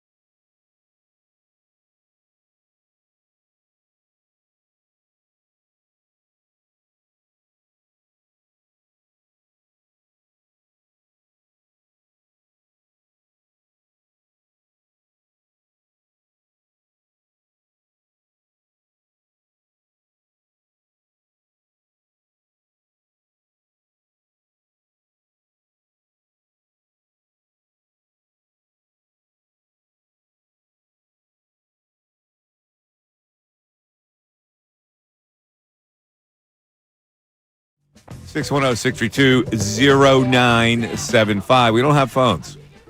I don't know if you're just tuning in. Somehow, all of our stations, all of our Beasley stations here, and there are 6 of them, had the phone system blown out and are incapable of taking telephone calls from listeners. We don't know what the problem is. And people are going, what do you mean you don't know what the problem is? What could it possibly be? We don't know. Apparently, what happened was they tried to do maintenance on the phone system, regular maintenance that you have to do to reboot stuff. And in that process of rebooting, it melted down the whole situation. So the YouTube chat thinks that this is a conspiracy theory on our part. They think that this is our way of testing shows with no callers, and that we, in fact, do have phones and that we're lying. So let me tell YouTube, your conspiracy theories are false. Yeah, we wish we could take phone calls. I mean, this is the lifeblood of a talk radio station. Well, their conspiracy theories were furthered when Keith Pompey and Todd Zalecki called in. They're like, see, they can take calls. However, yeah, we have one line. So if you notice that Pompey was not clear. Keith Pompey was not clear in his interview. Was that us or was he in the bathroom? I thought maybe he was No. That was our system. That was our system. Yeah. Okay. So we can get one call in, but it has to be on a certain line, and that line is not that clear. Gotcha. Is that what it was, Ray? That's why it wasn't as clear with Keith? I thought he just had bad service. Because Todd sounded all right, didn't he? No, I don't think Todd was that clear either, to be honest with you. It sounded odd. It sounded like we were talking in a can. Gotcha. So we got problems. Now, I am not a techno guy at any stretch of the imagination. I couldn't begin to understand what the problem is here. But you would think that something could be fixed within a period of 4 or 5 days, right? So you're not doing anything. I'm just saying, like, But like, you're not doing anything to diffuse the conspiracy to me, theories. it's incomprehensible. No, we legitimately don't have phones. Because now I'm being called a liar on the YouTube chat. We legitimately do not have phones, and all of our stations are affected by this. If you're listening to any one of our stations, normally you'll have a line that you hook up with, like a request line or whatever, and the morning show at WMMR relies a lot on that. So they were affected as well. They were totally affected by it. Now, again, I don't know how it is possible to be without phones for that long. But I may be speaking out of my butt here because I really don't understand the technology of it. There's also another conspiracy theory that's floating around that an older woman was seen leaving One Bala with hedge clippers and a cut wire while she gave double birds to the station. I mean, I gotta be honest with you. You could get the professor from Gilligan's Island to come in with 2 seashells and have our phones back home. For those who just tuned in, the double birds was the story that Mike told earlier. Yeah, for the people that didn't hear this story, I think I'll repeat it because I haven't nearly got enough support on this, and I'm trying to do God's work here. You understand? Yeah, and God's work would say you got to do something about that. Yeah, so you almost ran a poor old lady off the road. She gave you the finger. You decided to make a U-turn. No. Let me tell my version of the story. And Bill is trying to implicate me. It's a crime here. All right? So I have to make a left turn on a road that is angled. So you have to then swing a little wider to make the left turn. And once you swing wider, you get back in your left lane. Well, as I made the turn and swung back into the left lane, a woman was walking down the street. There are no sidewalks in my neighborhood. So this woman, it looked like a serious walker. She was all bundled up. She had all the equipment. It was cold. So she's doing a brisk walk. Yeah.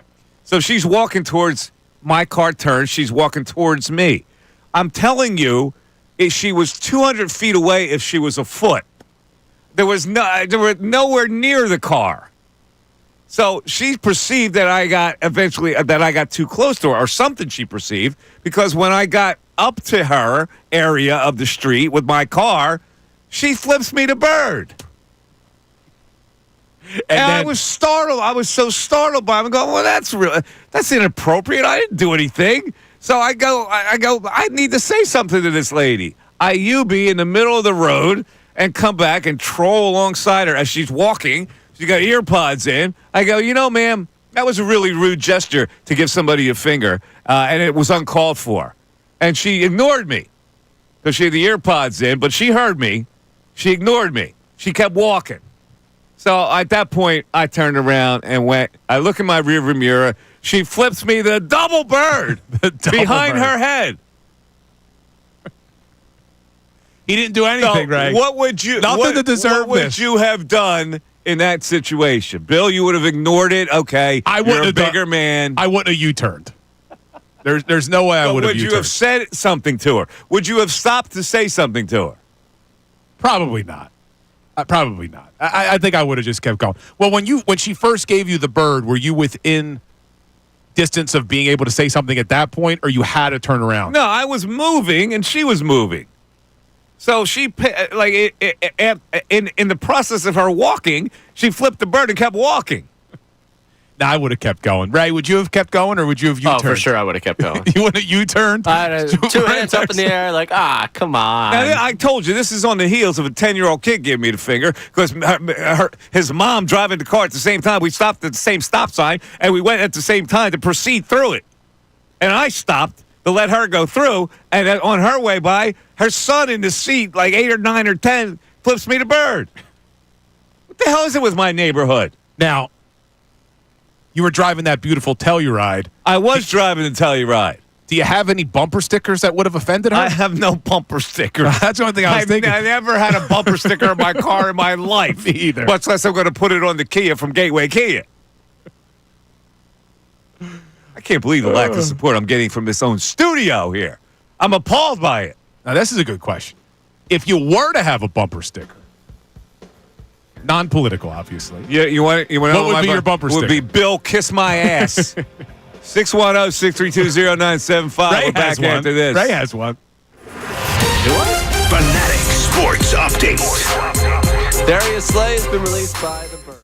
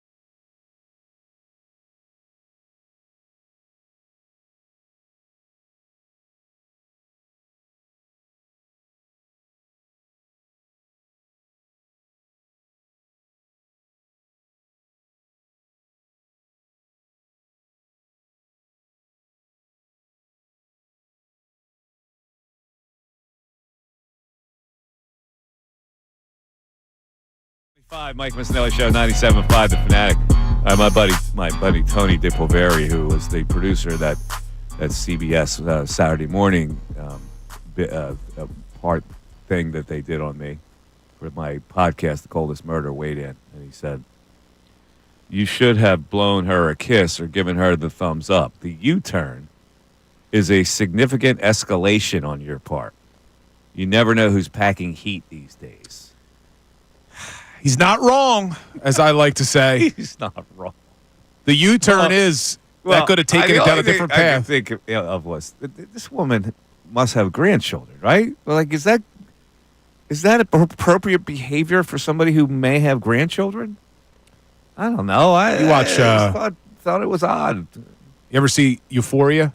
Yeah. You watch that show? Yeah, I did.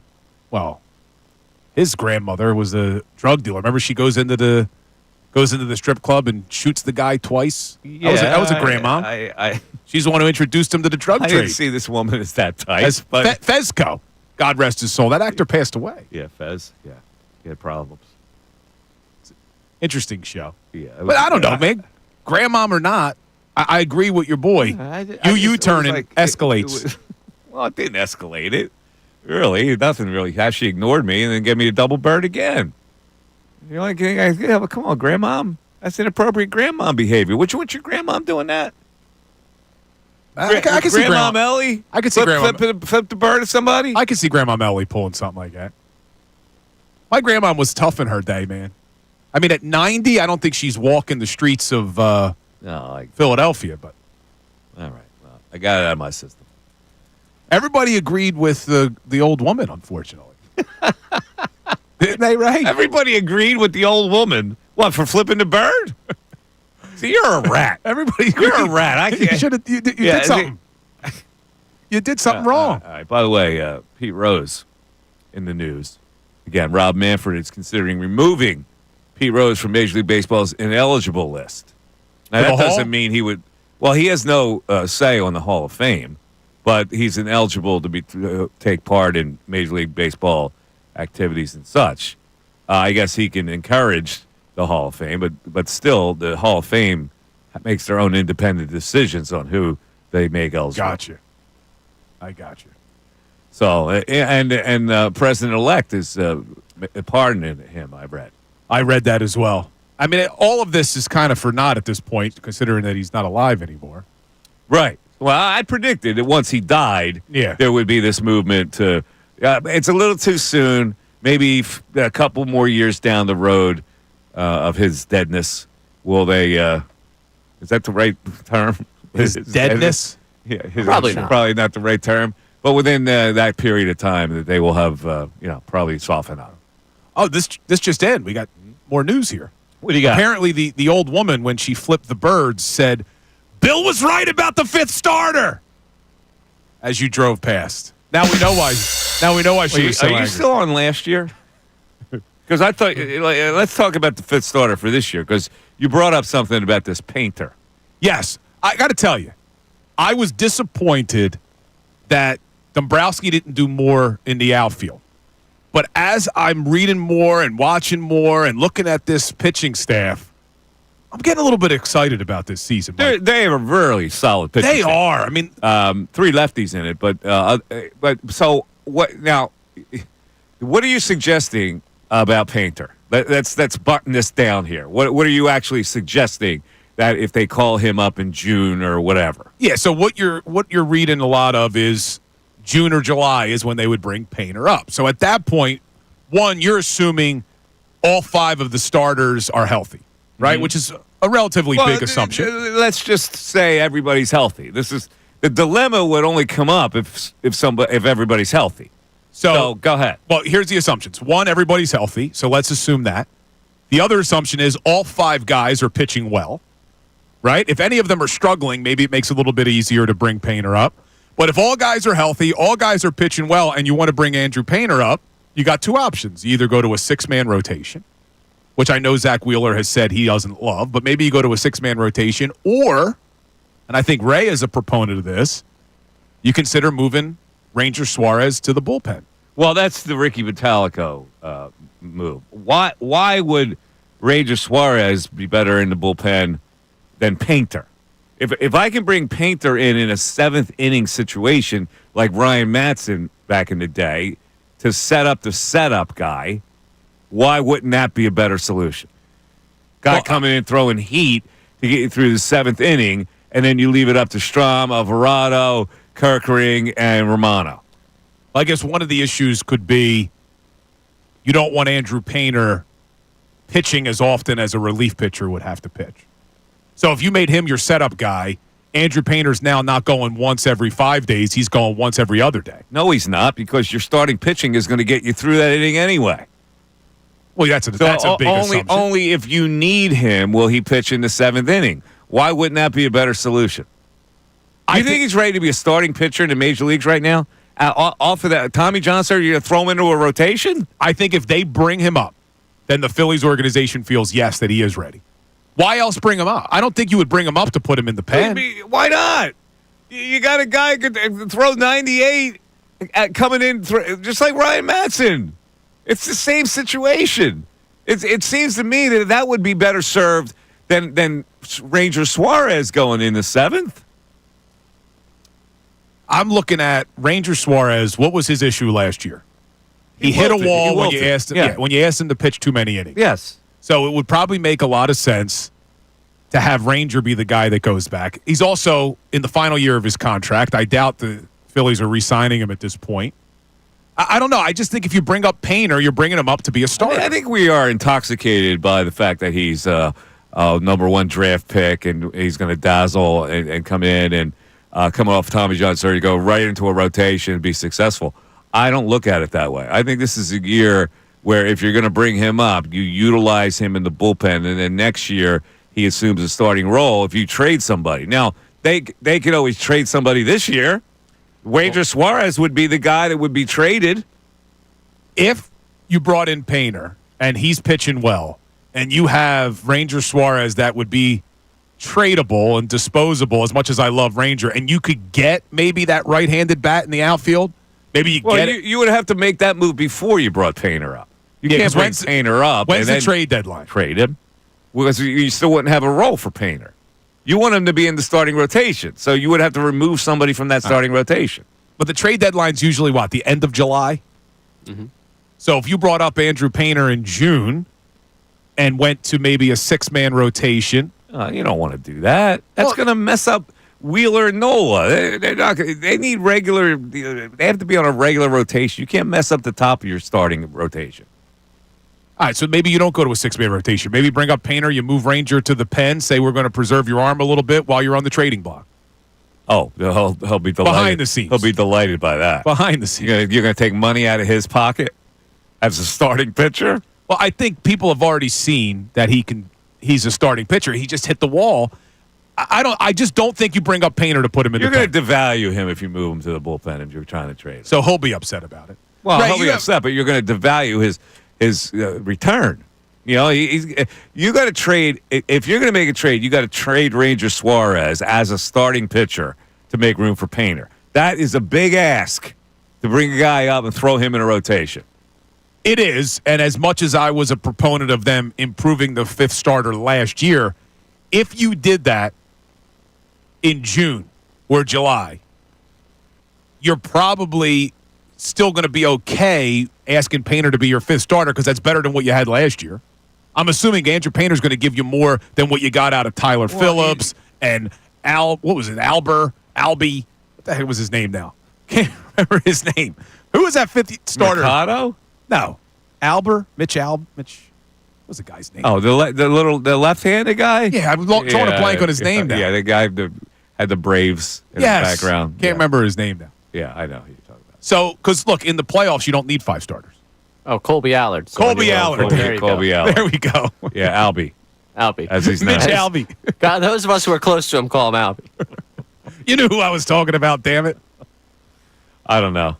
Right, what would you do? You're pretty tied into this. You're pretty locked in on the Phillies rotation. I mean, I understand why Ranger would be reluctant to do it, but I think I'm not bringing up Andrew Painter to be in the bullpen simply because Andrew Painter projects into my long-term plans, and I think, unfortunately, even for those of us who love Ranger on this team, they've shown you that he doesn't really factor in. They traded for a left-handed starter. They gave Christopher Sanchez that extension. I don't think Rangers here long term. I think you're putting Painter in the rotation because you think he's ready to contribute to the rotation, and you want to see what you have going forward. I think you've now seen what you have in Ranger, which is, however, at his best, he's really good. If Ranger is having a all-star type of season, then what would you do? Well, yeah. You're gonna move him out of there for Painter? Probably not. Well, then that's where Painter comes in as a relief pitcher. That's where you bring him into the fold as a relief pitcher for the rest of this year. He's coming off Tommy John surgery. Which doesn't, but that doesn't mean as much as it used to. Oh, well, sure it does. I still want to limit his innings. Yeah, but I think if you're going to do that, limit him down in the minor leagues where you start him once a week. And I want him as a starter. I want him to, learn how to go through a lineup multiple times. I don't think it's self-serving for you long term to have him come up as a reliever. I'm telling you, in this particular situation, I get what you're saying, but in this particular situation where they're stocked from 1 to 5, I think that maybe you can get some help out of him by making him a bullpen guy in that 7th inning area, because I think you can get 3 outs with that guy with the stuff he has. 610-632-0975 is how you climb into the show. We'll go back to the text board after this. Tyrone Johnson, Ricky Vitalico, and Silvana Kelleher.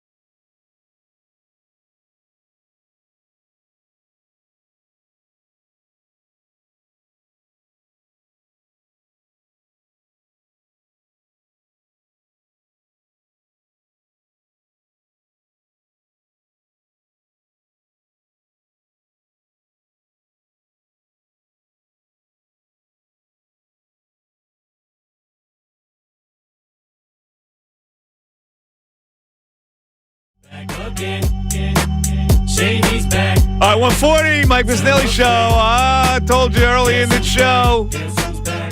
I'm feeling the Portland Trailblazers tonight, +3. I think they win it outright. And news has just come down that 2 forwards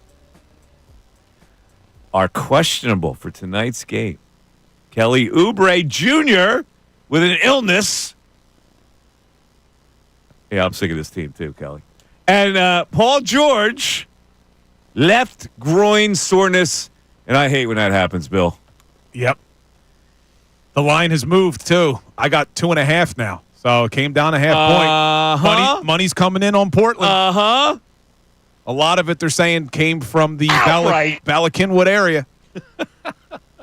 Coming in on the Trailblazers.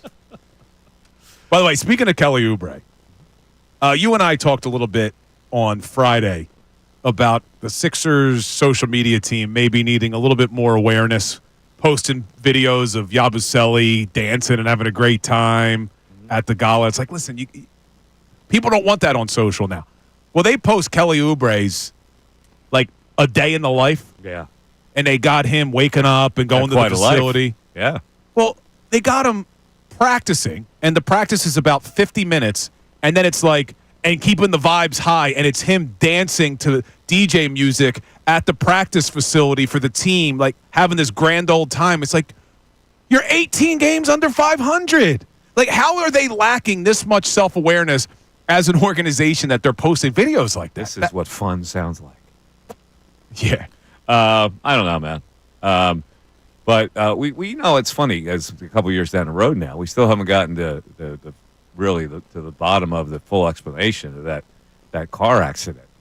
Oh, with the bicycle and all that? That was kind of really dissipated into thin air, wasn't it? Something was weird about that. And then do you remember, too, when we did Media Day, Kelly sat with us. He did. And you didn't ask about that, but you're kind of asking, like, where are you living now? And he didn't want to say, but he moved out of the city. Yeah. He's somewhere else now. I don't know. That was a whole weird story. Right. Did you ever get any information on that? Did we ever get any inside scoop? Me specifically? Yeah. Did you ever get to the bottom of that? You're all connected down there with your Temple roots. You know, that was probably an inappropriate place to ask that question about that car wreck. But I'm disappointed in myself that I didn't come up with some kind of a way to get it in there. Well, you know what it was too. It was we were coming off. It was an Eagles game the day before. Yeah. We were down there. Caught me off guard that he sat down that quickly. Yeah, they didn't give us any schedule. Within the first 10 minutes of the show, he was sitting there next to us. Was that right after the Bucs game? Yeah, I think it was. I remember it was a day that we should have been reacting to the Eagles. It's either that or the Browns. It was one of the two. It wasn't the Browns. Okay. So then it was probably the Bucs game. Yeah, it was probably the Bucs game. All right. It was September 30th was Media Day.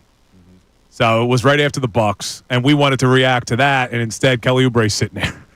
Yeah, it's a little awkward. It was a very awkward day. By the way, I know you're a big Pat McAfee fan, right? I'm not a huge fan. No? Oh, okay. But what do you got? Well, he was not happy. He was doing a WWE event in Toronto at the Elimination Chamber. I saw this. And was not happy that the Canadians were booing the U.S. national anthem. Yeah, was this the same event that John Cena turned heel? Yes, I believe so. Because that's getting even bigger news, man. Yeah. You a wrestling guy? Have you ever been? Yeah. Oh, back in the day? Yeah, not now, but back in the day. I'm not into it now either, but when were you into it? Superfly Jimmy Snuka. Oh, you're going way back. Well, yeah, excuse me. Yeah, way back. Rowdy Piper, Macho Man. Yeah. But when I was really obsessed with it was like NWO, Degeneration X, like the whole Attitude Era that they call. Yeah. I was in high school then, college. I mean, that was when I was really into it. But people are back into it now. Yeah, they are. I'm like the anthem being booed to me is such a normal thing. I can't believe people react to it. I mean, their country has been hit with tariffs, and they're calling it the 51st state, for crying out loud. How would you feel if another nation said, America should be our 51st state? What did McAfee say? He was outraged that that the crowd booed when the national anthem was being played, the American anthem, the Star Spangled Banner was being played. Oh, it kind of sucks that it's in the terrible country of Canada, which booed our national anthem to start this entire thing, is what he said. That was his quote. And then apparently, I'm reading something on Awful Announcing. On today's show, he defended himself. He did? Yeah. Well, here's what he said. Kind of sucks that it's in the terrible country of Canada. I'm like, come on, man. Like, how do you say that? Without. I mean, if they're booing for a reason. Like, and we would do the same thing. If somebody disrespected our country like that, what do you think we would do? Well, that's what McAfee is. Apparently, what McAfee said on his show today, that my entire life, my first reaction when somebody boos our national anthem is bleep you. Really? So how about if you understand the context of it, Pat? You know, if you were a Canadian citizen, how would you feel about being referred to as the 51st state, like as if you're irrelevant? There are people up there. Canadians have a lot of passion for their country, and I understand it, but you booed our country, and I said you're terrible. That's coming from McAfee's well, Twitter. Apparently you don't understand it, Pat. Because if you did, you wouldn't say the terrible country of Canada. Now, I got nothing against Canadians, do you? I'm a hockey player. We love Canadians. Well, there you go. But McAfee, and I'm not a McAfee fan, but I guess what he's saying is, you're standing up for your country, I'm standing up for mine. I mean, that's his argument. How is he standing up for his country? Well, you're saying if people disrespect your country, then you could boo. He's saying they disrespected my country by booing, so now I'm responding. Who's the first blow was by who? Who was the first blow? Who started the whole thing? We talking about the booing? No. Who started the disrespect? Oh, well, the Canadians are mad. That forced the booing of the U.S. anthem. Yeah, the Canadians are mad at what the U.S. is doing to them. Exactly. And we would be the same thing. And I would be proud to be an American to stand up against a country that would call me the 51st state. You know what I'm saying? Like, you just can't disrespect people's existence. Is McAfee a regular on the WWE? Is that like a full-time gig? I think he is. I think he is a regular. Dude, he's killing it, this guy, with money. Like, when did he get so big, McAfee? Just from this show? Yeah. From the Barstool thing. Yeah, he started with Barstool post-playing career. It's unbelievable, man. He's a punter, Mike. I know he is. All right, let's go back to the If you saw him drop a pass, would you have said to him, hey, that's why you're the punter? Yeah, I probably would have. Look, I was a long snapper, so I connected with the special teamers. I also played tight end. But, I got it. I got the special team guys. You're like Boutros Ghali, United Nations. Right? All your teammates were teammates, even the kickers. Yeah, everybody. What was a kicker like at Division III Gettysburg? Like what? So we had a kid. Did you hang out with the kicker on Division III Gettysburg? We had a kid. So at Gettysburg, being a small town, they would call, there was the college and then there were the townies, right? There's like that separation. Our kicker happened to be a townie. He grew up. Oh, he's a townie. He grew up in Gettysburg. Uh-huh. So it was always funny because then the townies would come into our parties and stuff. It was just little. His name was John. He was small, but he was take him under your wing. Did you make him feel good, or did you jock bro him? He was the cockiest kid you'd ever meet. Oh, really? For being just like a kicker? small kicker. You never put him in his place? No, he always would like rock the chain, acted like he was a ladies' man. Oh, he was really? cool. Yeah. Was he a didn't good need kicker? any taken care of. He was all right. I mean, he was all right. Look, for Division III. Who did you snap it to? The quarterback was the holder, or the backup quarterback, or the punter? Who was your holder? I think it was the punter. The punter? In high school, it was always our backup quarterback. But I think it was our punter in college. I thought you were close to these guys. These little kicky boys that played on your squad. There's a lot of guys on the team. There's a lot of guys. How many guys were on your team? How many guys would pick up the phone if you called them right now? Well, I know that the punter listens because he's a local guy. Ah, okay. So I know the punter listens. I mean, I'm on a group chat with a bunch of my college buddies. They're the ones who are mostly Giants fans and stuff. Yeah, right. Well, that's good because the text line was asking when we were going to get a Joe Shane reference, so it feels natural here if you could throw in your daily Joe Shane reference. Let me give you Joe Shane right now. You're telling me, okay, that Saquon Barkley was not a part of your plans because you weren't ready to compete necessarily with that expensive of a running back, but now your plan is to go after Aaron Rodgers? make it make sense, Mike. You couldn't sign Saquon because you're not that close to competing, but you're going to go and you're going to sign a 40-something-year-old guy who's washed at quarterback? How does that make any sense? Joe Shane I don't, may be the worst GM in the NFL. I don't care one whit about Joe Shane or the Giants. I have no interest at all in commenting. Coming up next, WFAN, it's the Bill Colarulo Show. Well, it's Concerned because with of all him. things New York sports. It's because of Joe Shane that we have now been ripped of an opportunity for another Hard Knocks offseason. Let me tell you something about this Joe Shane. Mikey!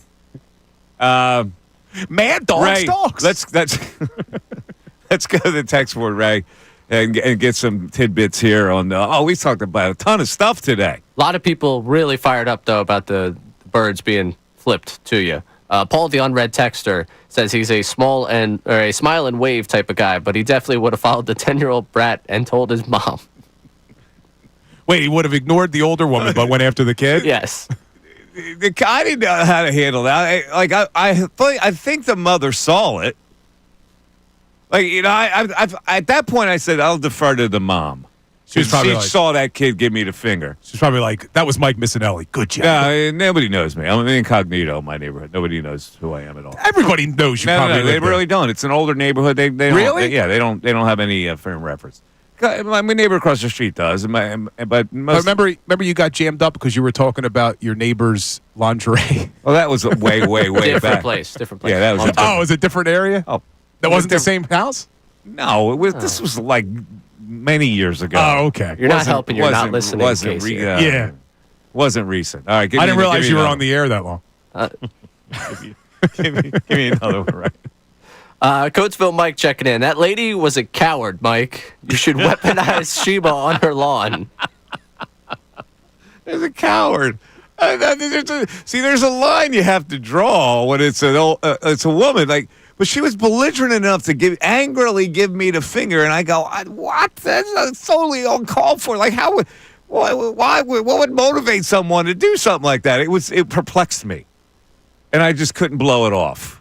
I wasn't rearing for a fight. It's an old, grandmotherly type of woman. I just wanted to make her know that that's a rude thing to do, ma'am. You might not want to do that again. Now, you said you called her ma'am. I called her ma'am very politely. Yeah, like it was polite. It wasn't necessarily like a little dig. Like, no, I said, listen, ma'am, that was. I wish I was there. Right? Don't you wish you were there for that? I said that was because flipping a finger to somebody is a very rude gesture, ma'am. I said to her. And then she double burned you. She double burned. All right, give me a great story. Give me one more. Mike, you have to visibly laugh at people on the road when they're rude. It throws it back in their face more than anything else you could do.